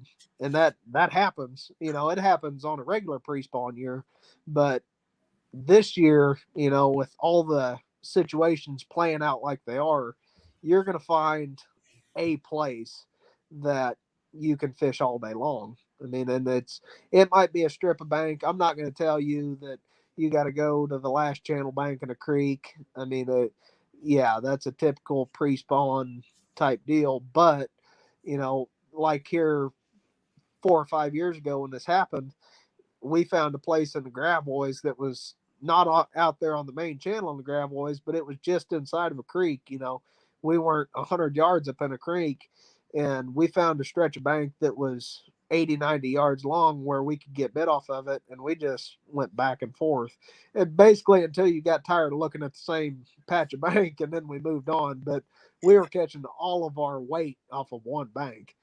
And you're just going to happen onto a place like that. And electronics are definitely your friend when it's like that. I mean, because you can spend a lot of time, fishing and fishing and fishing without getting a bite. And then all of a sudden you get to a place and you get 15 bites in a matter of, an hour. Well, you need to really think that through on where you just done that, because there's a whole pile of fish there. And that happens, like I say, on a typical pre-spawn year, but especially when the lake gets this low and we get this, hard, cold, couple weeks of winter, going into spring, it definitely bunches them up. And when it sucks down this fast like they done for all this cold weather and generating power, that really tightens the fish up and will pull them to certain little areas. So, like I say, I can't tell you like a certain kind of bank that they're going to get on, because there's no rhyme or reason a lot of times why they're on a bank. But, it might be, a little channel swing, and it might be, you're catching them 3 to 5 foot deep on a little pea gravel bank. I mean, but they do load up on some of those places. So, idle around, go around with your side scan. Don't pick up a fishing rod until you see a little cluster of fish. I mean, that's the best thing I can tell people going into what's happening right now, because it's just not going to be easy. It's not going to be fun fishing, for a little while. Now, a month and a half, 2 months from now, it's going to be great. I mean, it always is, end of March through April, bar none, my favorite time to be on the water, is the end of March through the middle of April. I mean, and it's just because the sheer amount of big ones that we get to catch, and that's true pre-spawn fishing. People look at it like, oh, it's March, it's pre-spawn. No, not this March. This is wintertime stuff right now, and it's going to be for a little while. So don't come down here, in another week or 2 weeks expecting to go wiggle worting them. I mean, you're going to have to throw a little jig and a stick bait and stuff like that to still catch them. So you're a little bit behind, probably. I mean, that's what you're saying in a nutshell. Yeah, and it's not like it affects it a ton, but it does affect it enough to where, you are going to have to slow down still to get a bite. I mean, the A-rigging's probably not going to be happening good. I mean, just because of the shad kill. Yeah. In my opinion, those shad kills, you got to look at it a couple different ways. It is good for the environment and the fishery. I mean, there's nothing better than a good shad kill. But I try to go to where it's not as affected. Like Lake the Ozarks, I love fishing the low end of the lake. Don't get me wrong. But that is where the biggest shad kill is going to happen, is from the toll bridge to the dam. And that's just because of the clear water. I don't know the science behind it, but I know it kills them shad a lot worse than it does in the little dingier water. Mm-hmm. But I try to, when this type of thing happens, I will try to focus more from, let's say, the toll bridge to the hurricane deck bridge. That seems to be a little better area, for when a big shad kill happens. It just doesn't seem to affect it as bad. So, that's no big secret. I mean, everybody knows about that stretch of lake, but in my opinion, it's one of the better stretches to be fishing, this time of year. And even, on up in April, I'll start moving my way slowly on up the river, and I've got an uncle that lives in Big Buffalo. He's got a house in there that, we fish way up there a ton. So I love fishing way up that river, but that's a ways out, when it's froze over like this. Those fish up there, they are affected by this because there's just a lot less water, and it's got something to do with the oxygen underneath that ice, but it's not going to be good for a little while. And like I say, I'm the biggest duck in the puddle about running way up that river because I love it up there. But just try and avoid it until April. I mean, if you'll do that, if you'll work your way up through there slowly, you'll catch a lot more bass. Well, that shad kill theory that you were talking about from the toll bridge to the dam, kind of, you can parallel that to, we're kind of getting away from the spring and stuff, but you can parallel that to, say, fall time when you're trying to locate the bait balls and you come into an area that's just loaded with bait. For me personally, that's one of the hardest areas to get bit out of because you got so many shad in there that it's hard to it's hard to make your bait stand out. So I typically am looking for an area that's got some bait in it, but not an overwhelming amount of bait. So I guess what you were saying about I definitely, I understand down. what you're saying there. In the fall, when it's, and it's not fall, but let's talk September, early October. I try and avoid, fishing around all them big, thick herds of them little shad. I try to avoid them completely because they will do nothing but tick you off. I mean, that you see all those fish out there busting in the middles of them little pockets and them back ends, and that is a tricky critter to fish for. I mean, you'll catch one once in a while, but I try and stay away from that at all. But once you get middle of October till Christmas, you better be fishing around the big gizzard shad or you're not going to win. But that's a whole different situation. I mean, you got to look at those situations as they come.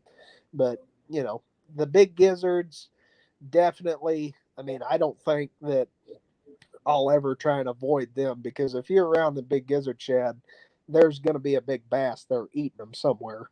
And that doesn't really matter what time of the year it is. I mean, if I see them in the springtime, it gets me excited because I know that, there's one standing there ready to eat one somewhere. So shad are just kind of tricky to fish around. It's nothing like the herring lakes, but they're tricky. I mean, you got to know when to kind of stay away and when to jump right in the middle of them.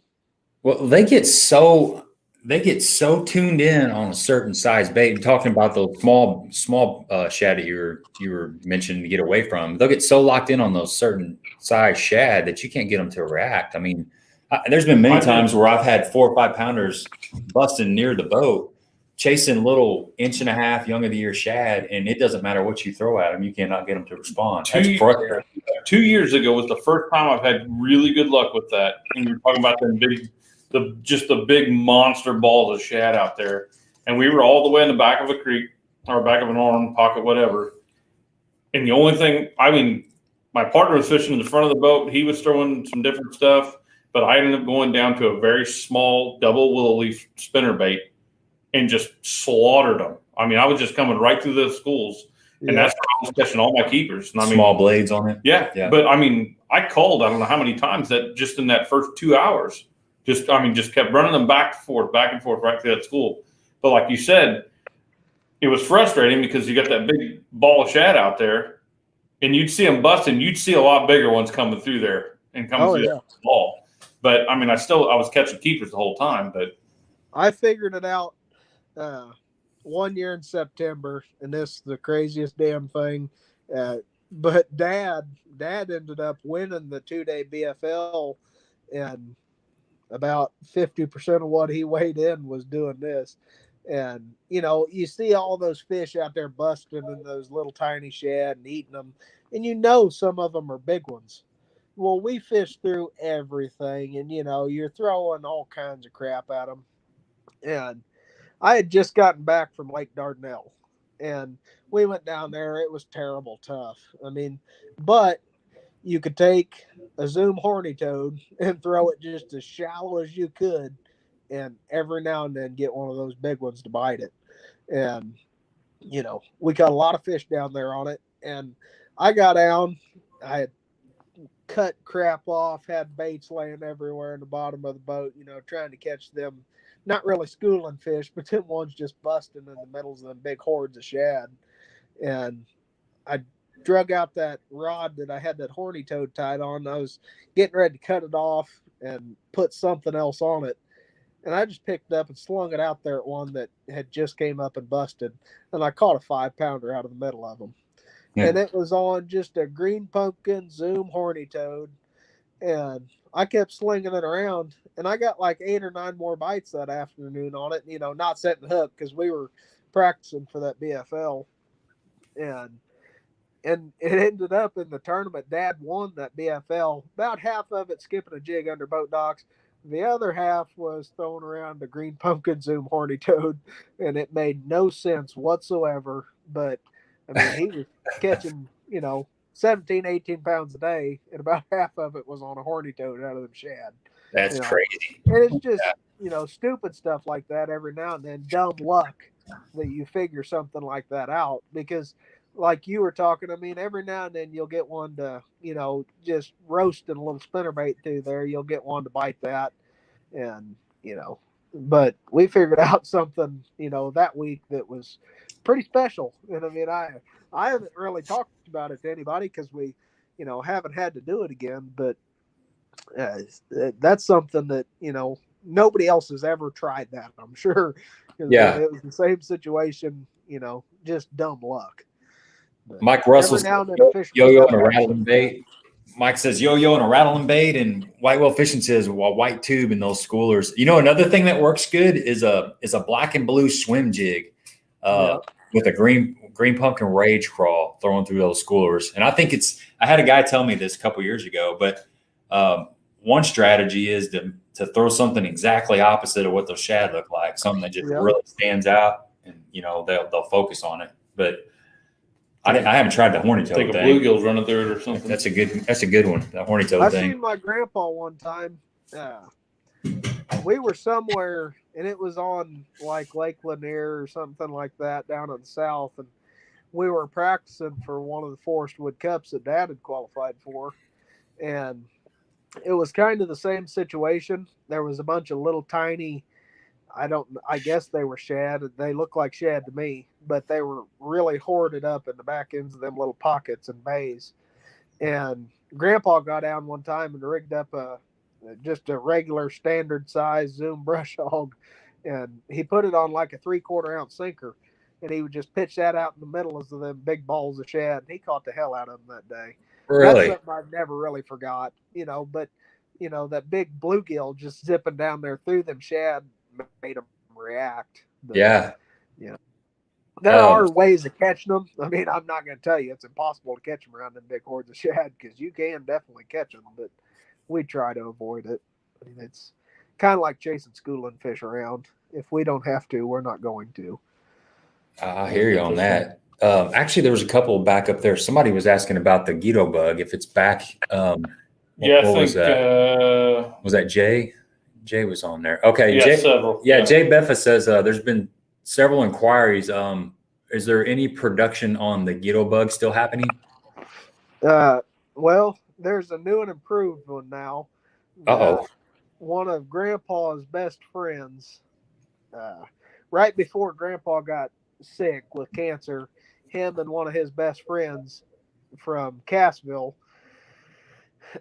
he's a mold maker, and he is just he's an artist with a Dremel tool, but he carved Grandpa a couple of different sizes of crawdads, and they worked on it for 2 or 3 years, and they finally, Danny Loveland at Ledge Rock Lures, he finally came out with it. They are selling some of them now, but to answer that question, yes, they are making a new and improved Guido bug now, but it's out of Cassville, Missouri, and it's called Ledge Rock Lures. I just bought some Ledge Rock trailers from Dunn Sporting Goods a couple days ago. Yep, I sure did. We sat around, and every one of those molds is hand carved by Danny Loveland. And if you really look at one of those crawdads, that's a lot of detail. I mean, he's got hundreds of hours in each mold, sitting there with the Dremel tool carving that thing out. And it really makes you appreciate when you string one on a jig. It does me, because I've been in on it, and I've been in on making them, and it takes a lot of work. Yeah, I bet. Andy Leonard says, bad day on the water is better than a good day at work. And, that's the old cliche. You hear that 1,000 times. Dave says he's only got about a couple dozen Guido bugs left. So you need to look at Ledge Rock Lures. Is that what he said? Yes. Okay. Yeah. Check them out. I know they got some at Dunn's. I know you got a Dunn's over there somewhere around you, Dave. And if he gets down here around Lake the Ozarks and he needs a couple 100 pounds of them, I mean, we've got like 3 storage units that are stacked to the ceiling. full of old original ones. And we encourage people to just stop by and pick some of them up so we don't have to tote them back and forth. There you go. There you go. Mike Marfell said they did cancel the Anglers in Action team at Lake of the Ozarks this coming weekend. He's hoping they do the same for the Toyota, so it's not his first Derby in 2021. You'll still catch them, Mike. You'll still catch them. You fishing that? Are you going to fish the Toyota Series? Or are you going to be out on the road? Well, the first one is kind of tricky. If we end up having the one on Lake of the Ozarks, I think it is all lined out to where if I was to make the top 10, I would miss a day of practice at Smith Lake. But if I make it to the top 10, I'm not going to skip that day. I mean, I'm definitely going to go fishing, but it will be kind of a tight schedule there. But I'm kind of hoping that they reschedule it, just because the fishing's not going to be great anyways. But yeah, if they have it, I'm going to be there. Be a good grinder tournament, though. Just Cool. get a few bites, and you might be on the water. Yeah. Stephanie says, "How much do your instincts play how much do your instincts play a part when you fish?"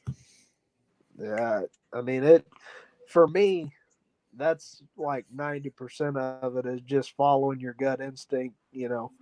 When you see something, and I really think that a lot of the young guys don't trust their instincts enough, but when I see something that looks good, I don't care if it's, something that I'm not even thinking about doing or something that I haven't caught one off of, I'm going to stop and try it. If it goes through my mind that there might be a bass standing there, I'm going to stop and throw at it. So, your instincts are everything. Yeah. Alex wants to know if you ever fish up the Glaze. He said he catches a lot of fish there, but they're usually skinny. Yeah, I mean, I've been as far as you can go up through there in a boat.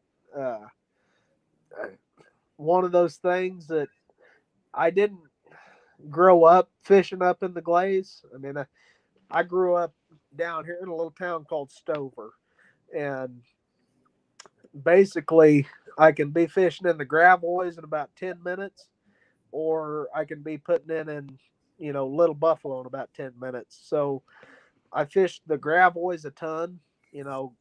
When I got to where I could drive in school, pretty well I was dragging my boat to school every day and putting in either in the Gravois or way up the river up there in the Buffaloes, just because it was convenient. But I have fished way up the Glaze, and I do have to agree with you. Once you get way on up there, it all depends on the time of year, but the fish are kind of poor looking. But that happens way up every creek arm. I mean, it's the same way up in the Gravois. It's the same way, way up in Big Buffalo and all those big creeks. The fish will get kind of poor looking at times. But it seems like the further you get towards the main lake, the fatter the fish get. And I know everybody kind of thinks that those main lake fish are always bigger, but there's some truth to it. Yeah, they just got more. There's more food down there in the main lake than the further you get up in those creeks. It just gets tougher to find your groceries. Less opportunities up there. That's right. Yeah, Jay said the Glaze stinks. Go the other way. I can't disagree. I mean, I don't like it most of the time. Tom has a question. He says, Lawson, how much does the Zoom critter crawl vary from the original Guido bug? Well, we're not going to get into that argument, but they all started in the same place. And I know where they came from. I throw a critter crawl just because it's convenient to walk into Walmart and buy them every now and then. But I know where they all came from, so I still throw the old Guido bug most of the time. Well, that's because you got 3 storage units full of them. Exactly. Yeah. There's virtually no difference between the baby Guido bug and a little critter crawl. So. Right. Jay Beffa says he looked up the ledge rock lures. There's a D claw and a D chunk. I think what I bought was the D chunk. It had really big pinchers on it, and it's just a little small piece of plastic, to hang off the back of your jig, or you could slide it up. So And see, that's something that we've never really got into. We've got more and more away from throwing a chunk, and I don't know why, because we might be some of the only people left on the planet that still throw pork. You know, we throw pork a lot, but basically everything else, we're stringing it up on there. I mean, if it's like a little crawdad or something, we're going to string it up on there. We're not going to string it through the nose. But every now and then, it's just kind of like the mop jig phase. I mean, I truly believe that sometimes you get more bites on pork. And I don't like throwing it because you're going to lose about half the fish that bite you. But sometimes you just get more bites on it. Man, and you can't get it off either. Once that dries up, you got to get some side snips and cut that stuff off. Yeah. The original pork. It's not a great way to go, but it will get you more bites once in a while. Yeah. I think they're going to start making that again. I've heard I bought some of the new stuff. You got some of it? Yeah, I bought a couple of the jars of the number 11. Does it look just like the old stuff? It does. Sometimes with pork, you've got to really work with it to make it look right. I mean, you've got to every now and then take a pair of scissors and a little X-Acto knife and scrape around on it. And we've had to re-dye it, you know, after you kind of tenderize it with a hammer. But, you know, yeah, I ain't kidding you. Every now and then you got to take like a meat mallet to it and just beat it out. Yeah. That old pork is tough stuff, man. Yeah.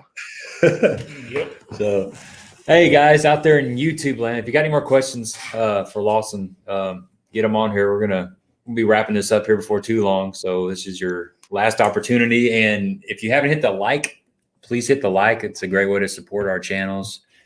And I'm just going to throw this out there. Alex said that way up the Glaze Arm is Stump City, and it's never crowded. It's great for flipping. You just got to make it up there. Yeah, just got to make it up there. So he sounds like he's got a great honey hole up there. Probably ought to go visit that. There are a few little stretches up through there that I really like. I've got a place up there that if I can make it up there in, you know, late September, I can wheel around to balsa square lip and a lot of times catch a big stringer. But, you know, if I can catch them out of there, I'm going to, because I feel like it's a little more reliable. Yeah. I made a run up there one time and about lost my boat. I went falling by a stump that was sticking up out of the water about 3 feet from my boat. It scared the crap out of me. Yeah. I shut it down right then and there and then started looking around and I started seeing a bunch of stumps. I'm like, oh, wait a minute. I haven't been past there's the military, what do they call that? There's a military base boat ramp down there. Yeah, Fort Leonard Wood, and then you go on past that, and there's a kind of a little campground area there. It's right before you take a really hard bend to the left, and there's a couple coves down there, and then it kind of turns into a flat area back there. That's as far back as I've been. I don't even. Well, you can go about another 7-8 miles in a jet boat. Oh, really? Okay, yeah. If you take your glass boat up through there, you're not going to want to go a lot further on plane. I mean, I've kind of, you know, I try not to be dangerous, but if I'm out there by myself, I will run up through them places. But, you know, if I really have to think about it, I'm probably going to stop and idle. You know, if I'm like, man, I really don't want to scratch nothing or tear a lower unit off. And there's a lot of crap everywhere that you can tear your stuff up on. We're looking at it right now on Google Earth, and it gets pretty tight. Yeah, I'm gonna share this over real quick. I want to ask you a question about this because where I'm looking at here, I think is where I was running through before I hit the stumps. Hang on just a second here. Let me think of what I got to do here. Well, I forgot what I was. Come on, Mr. IT guy. I'm thinking here. Hang on. Got a right click. I forgot what I was doing. Hellabass says he's still got some jars of pork. I don't have any more. I mean, I had some for a long time, but they're gone now. It's a winter deal though. I used to always fish them in the winter. That's what I was looking for. Oh, here we go. I couldn't see it. That's where a lot of people go wrong with pork. One of the best times to throw it is in the middle of the summer. Really? Yeah. Oh, well, yeah. You just got to keep it wet, I guess. So this right here is what I was looking Back at. out a little bit so he can see kind of where. Well, he's probably Well, camped right there. Oh, wait I a would minute. Let me get imagine. on the right screen here. So Here we go. Yeah, this is where I was talking about. I fished down. There's a campground right there, Right here? and Yeah. then we went about right here. There's kind of a bluff, shallow bluff right there. And we Right. fished this pocket, and that's as far as we went. So you went on up in there. Yeah, I was actually way up in here. Yeah. You Now- don't want to be running through none of that. Well, and Maybe that's it what I looks was pretty asking tight. because I'm guessing this was, I mean, everything looks pretty green, Yeah. but it's maybe not as green as I think. Maybe this is early spring before the water come up. Well, yeah, I mean, that's definitely when the water's low. But Okay, still, so does this normally have water on it right here? oh, yeah.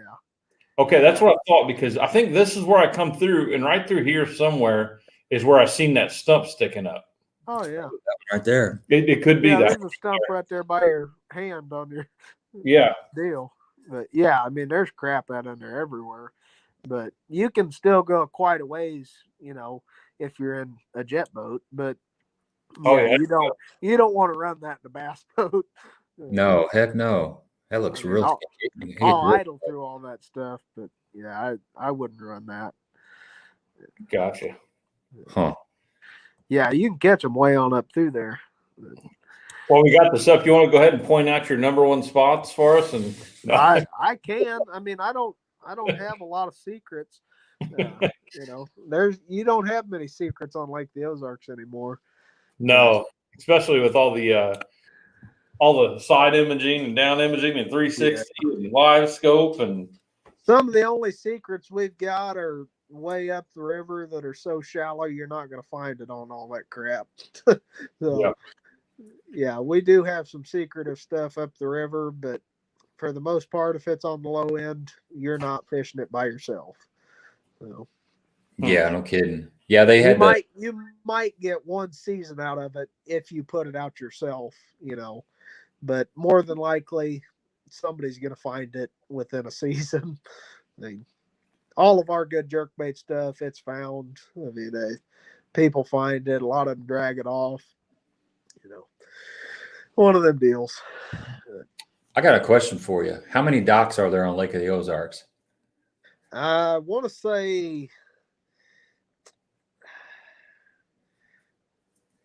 boy, you've got me stumped now. I wanted to say 35,000, but I really think it's more like 55,000. Mm-hmm. I didn't expect to have an exact answer. I just want to see you. I just want to see you move your hat up and down a couple of times. I think it's like 55,000. I really do.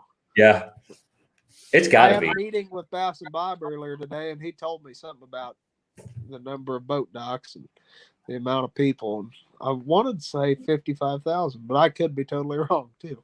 Yeah, that sounds like there's at least that many. Yeah, there's a lot. I can tell you that. I'm never going to run out of boat docks to fish. I mean, I can pretty well sling my jig underneath a new one every time I'm out there. Mm-hmm. So, all righty. That's why our lake is so good. Yeah, it is. You got so many places for those fish to hide. And, you know, a lot of guys won't take the time to go all around the backs of those docks too. I haven't fished Lake of the Ozarks a whole bunch, but I know, especially, you know, in the springtime, that's the deal. Taking your time to go around and flipping the water. I feel bad because of my, my boater in the back, my non-boater in the back, but some of the places I get my boat into, and they've got nowhere to go. They got walls on both sides of them. All they can do is drag it behind the boat. But that's a question I got for you before we go. I'll be fishing the Toyota Series as a co-angler. Right. What are your recommendations when your boater is flipping up tight to skipping and pitching those docks and stuff? If you were in the back of the boat, what would you be targeting? I was never a good co-angler. I'd done it for, 3 or 4 years and I couldn't stand it, but I did have some success with it. And I think a lot of that is, everybody talks about, pay attention and watch where he's cast every hole he misses. Well, that is some of it a little bit, I guess. But I think one of the things that helped me, you know, I kind of avoided what he was doing. And, say he was skipping a jig underneath them boat docks and, somebody was following me around. I know exactly what I'd be doing. I'd be throwing at something different. I mean, if I thought that there was a fish standing around out there loose around them boat docks, I would either be throwing a little tiny finesse jig at it or a little shaky head or something like that. And I know that's kind of a cliche for a co-angler to shaky head, but there's a reason that is a thing. I mean, that works. I mean, coming up for this one in the spring, there is no way for a pro to front end you going into this Toyota series that's supposed to be here in a couple weeks. You are just as likely to catch a 20-pound stringer as he is. And no other reason than I've been in the boat so many times, with Dirk and my dad, and I'll be up there running that trolling motor, throwing my jerk bait or my jig, and they're sitting back there in their seat, just sitting there putzing around with a jerk bait and or a jig. They'll fleece you out of the back of the boat, and I've seen it happen so many times. It's a different situation in like the fall, but in the spring, like the Ozarks, you can't really get front ended.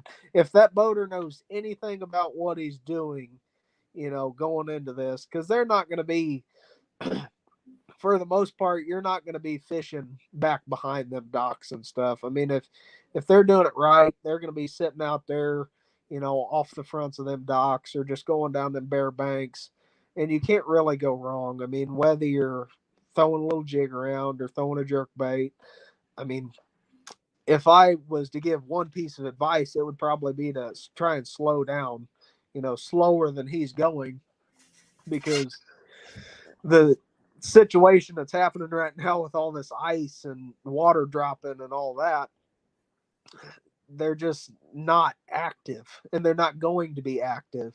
I mean, I would maybe, milk my little jig around a little more, if he's probably not going to be throwing a jig. I mean, most of them are going to be A-rigging and jerk baiting and, throwing stuff like that. And there's nothing wrong with that. I mean, the tournament will probably be won on a jerk bait, hands down. But if I was a co-angler, it would be hard for me to pick up something besides a little tiny finesse jig. I mean, because I know what that can do when this is happening. Yeah. And there's brush everywhere too. I mean, yeah, and there's fish standing in it. I don't care what time of the year it is. If there's a good pile of brush, there's a fish standing in it. I mean, and if nothing else, that live scope has shown me, it's that there are fish standing everywhere.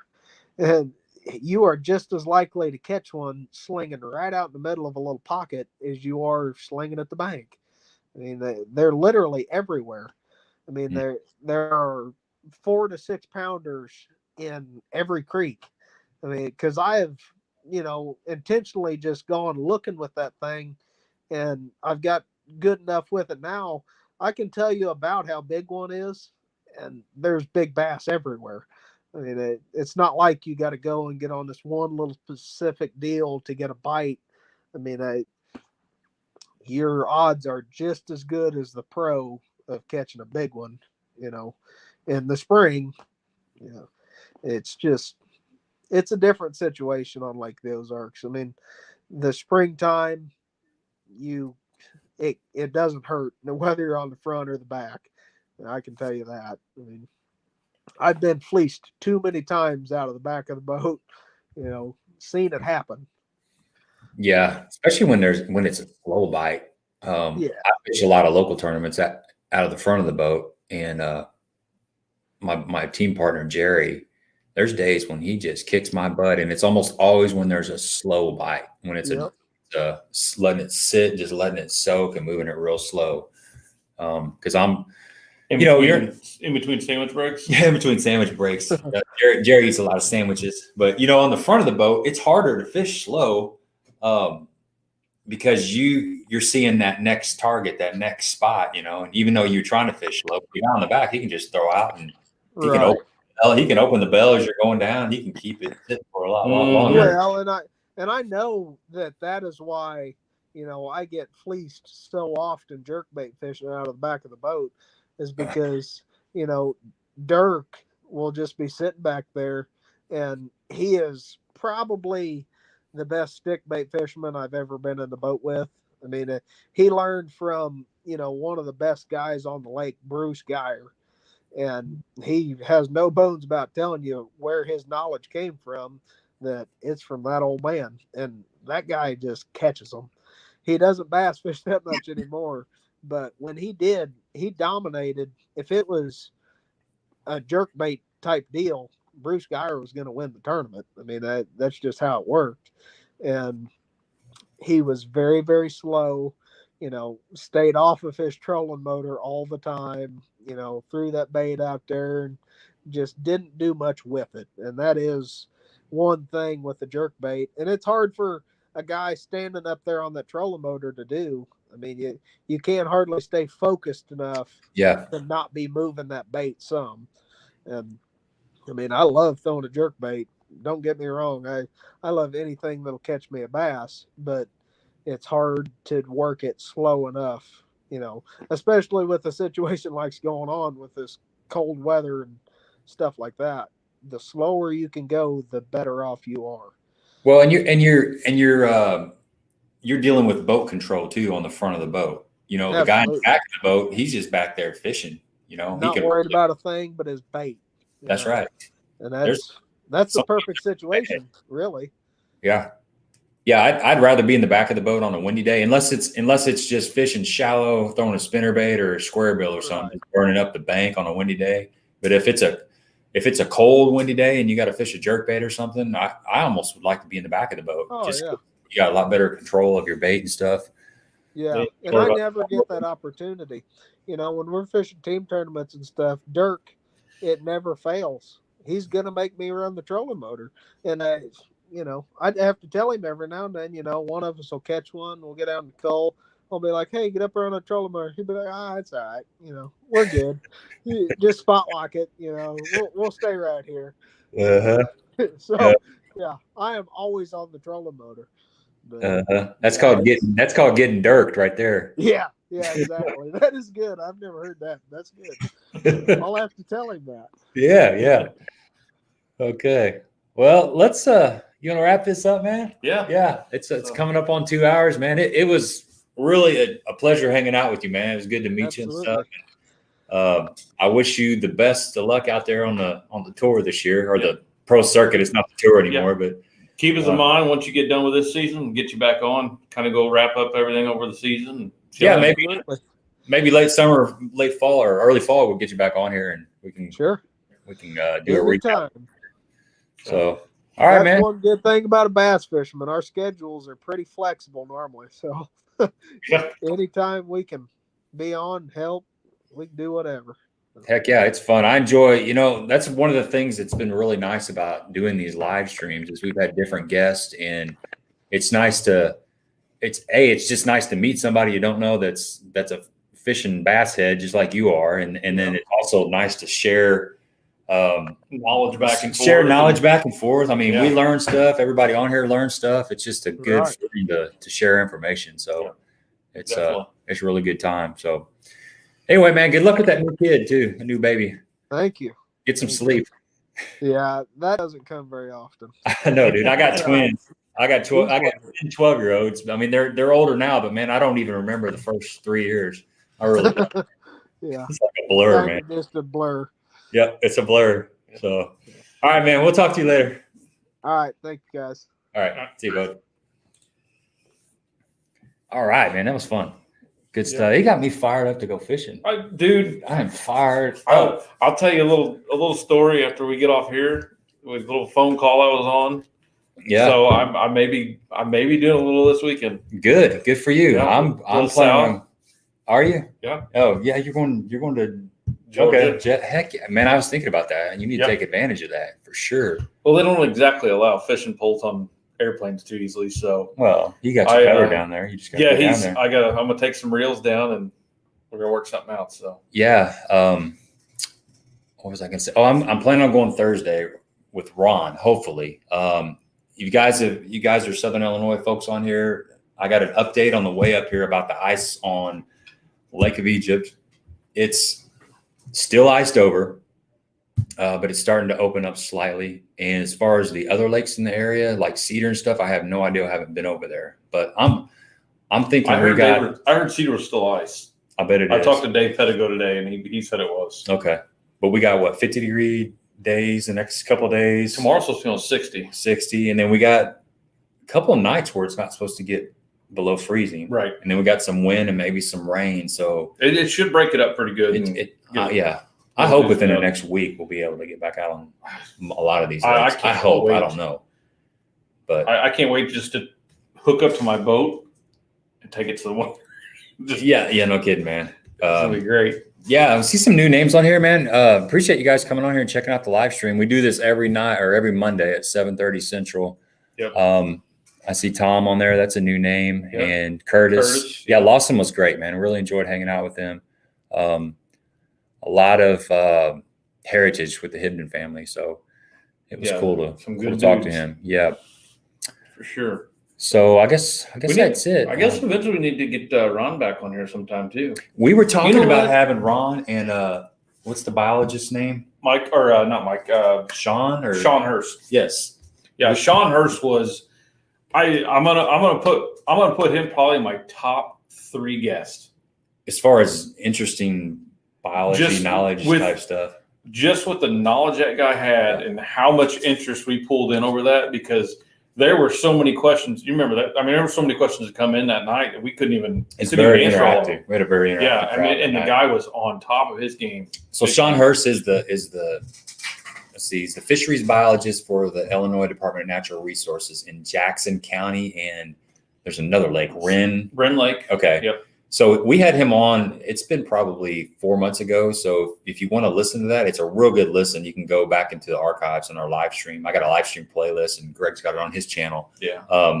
But me and Ron were talking the other night about the shad kill and the ice, and we haven't had this much ice. That would be a great topic. Yeah, I'd love to get his take on I tell you what, we can do both of them. So that's what I was thinking. Yeah. Have Ron and Sean there. Yep, definitely. Even rhymes. And then eventually, I'm thinking one of these nights we need to have a kind of an open deal. Maybe get a couple of our viewers on. Have guests come in. Just give them a couple minutes each. Come on, maybe introduce themselves. If they want to. So because we see you guys commenting all the time, but we don't know. What anybody looks like or nothing like that. So if you guys be interested in that, maybe throw that out there. We'll kind of look into that. It's pretty easy to do. So Shadow Basson, what's up, man? Shadow Basson's he's everywhere. It's good to see him on there. Next week, next Monday, you're going to be out of town. Yeah. And I may do I might get the StreamYard at my house, possibly, just for times like this when we can't be around. Actually, that would not be a bad idea, because I could possibly do it with you if I had to. Well, I was thinking, I'll give you all my login, so you can have it down there. Okay. Either way, I'll just be doing one by myself, because Greg's going to be out of town, or we'll try to figure out a way that I can do the StreamYard or something from my house. Just for the rare occasion that we aren't able to do that. And if that happens, I talked to Brendan McCord. If you don't know Brendan McCord, he won the All-American just a couple of years ago, which is, man, that's one of the hardest tournaments. The All-American is you qualify to fish the All-American through the BFL. And it's just as tough to win as any tournament out there, in my opinion. So that was quite an impressive feat. And he actually finished 5th in the Toyota Series last weekend down in Guntersville. So he's still hot and heavy. He's doing it right now. He's fishing. I'm not sure if he's just fishing that division or what else he's doing. I just texted him. So I'm curious to find out a little bit more about him. He's a Southern Illinois guy. I'm thinking he lives up there north of Wren Lake. I'm not exactly sure what town he's from. But anyway, I reached out to him, and he's definitely up for doing it. So if we don't get him on next week, it'll probably be the following week. And if you guys got some people that aren't here right now, if you've got some guests that you'd be interested in seeing on the live stream, please leave them and let us know. I know Ken Smith was one of the guests that some people, After Trevor McKinney, some people had said, hey, you should get Ken Smith on there. And that was a really good stream. If you haven't checked that one out, that was very, very detailed, lots of good information. So leave some comments and let us know who you would like to see on here. And even if we click off before you get on here, go back afterwards and leave the comments below the video on the playback.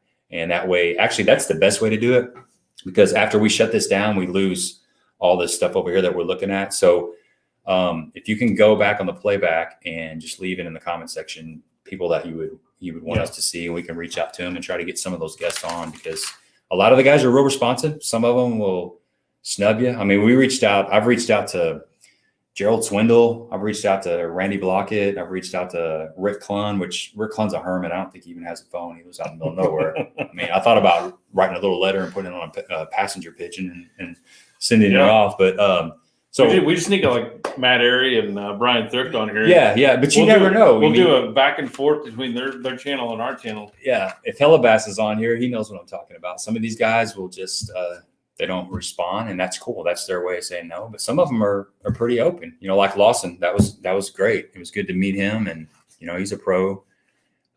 Great information there. So yeah. So leave some in the comment section. Leave some guests that you would like us to have. Suggestions. Yeah. So, but I guess that's it. It was fun, man. I learned a lot. Lake of the Ozarks. I'm so curious to see if they're going to have the Toyota Series next weekend. I mean, I think it's going to happen. Let's see, today's what, Monday? Mm-hmm. Got a whole nother week is next Monday, and then that's not until Thursday. It could very well happen. Yeah. They got a lot of money invested in that. I don't know if they're going to cancel it if they think they can have it. But I'd say that low water they're going to have to do. It's going to have to be down. The ice is going to have to be gone long enough to where they can do a ramp check. You know, Justin Rackley. Yeah, Clark, leave that on the comments afterwards. Yeah. So I've got a running list. That way I can look and try to reach some of these people. What's in this so they can start commenting on that? That way we know. Yeah. So, all right, man, we're going to let you go. Appreciate you guys coming out and hanging with us. And I will see you next Monday, one way or the other, most likely. So, all right. See you, peoples.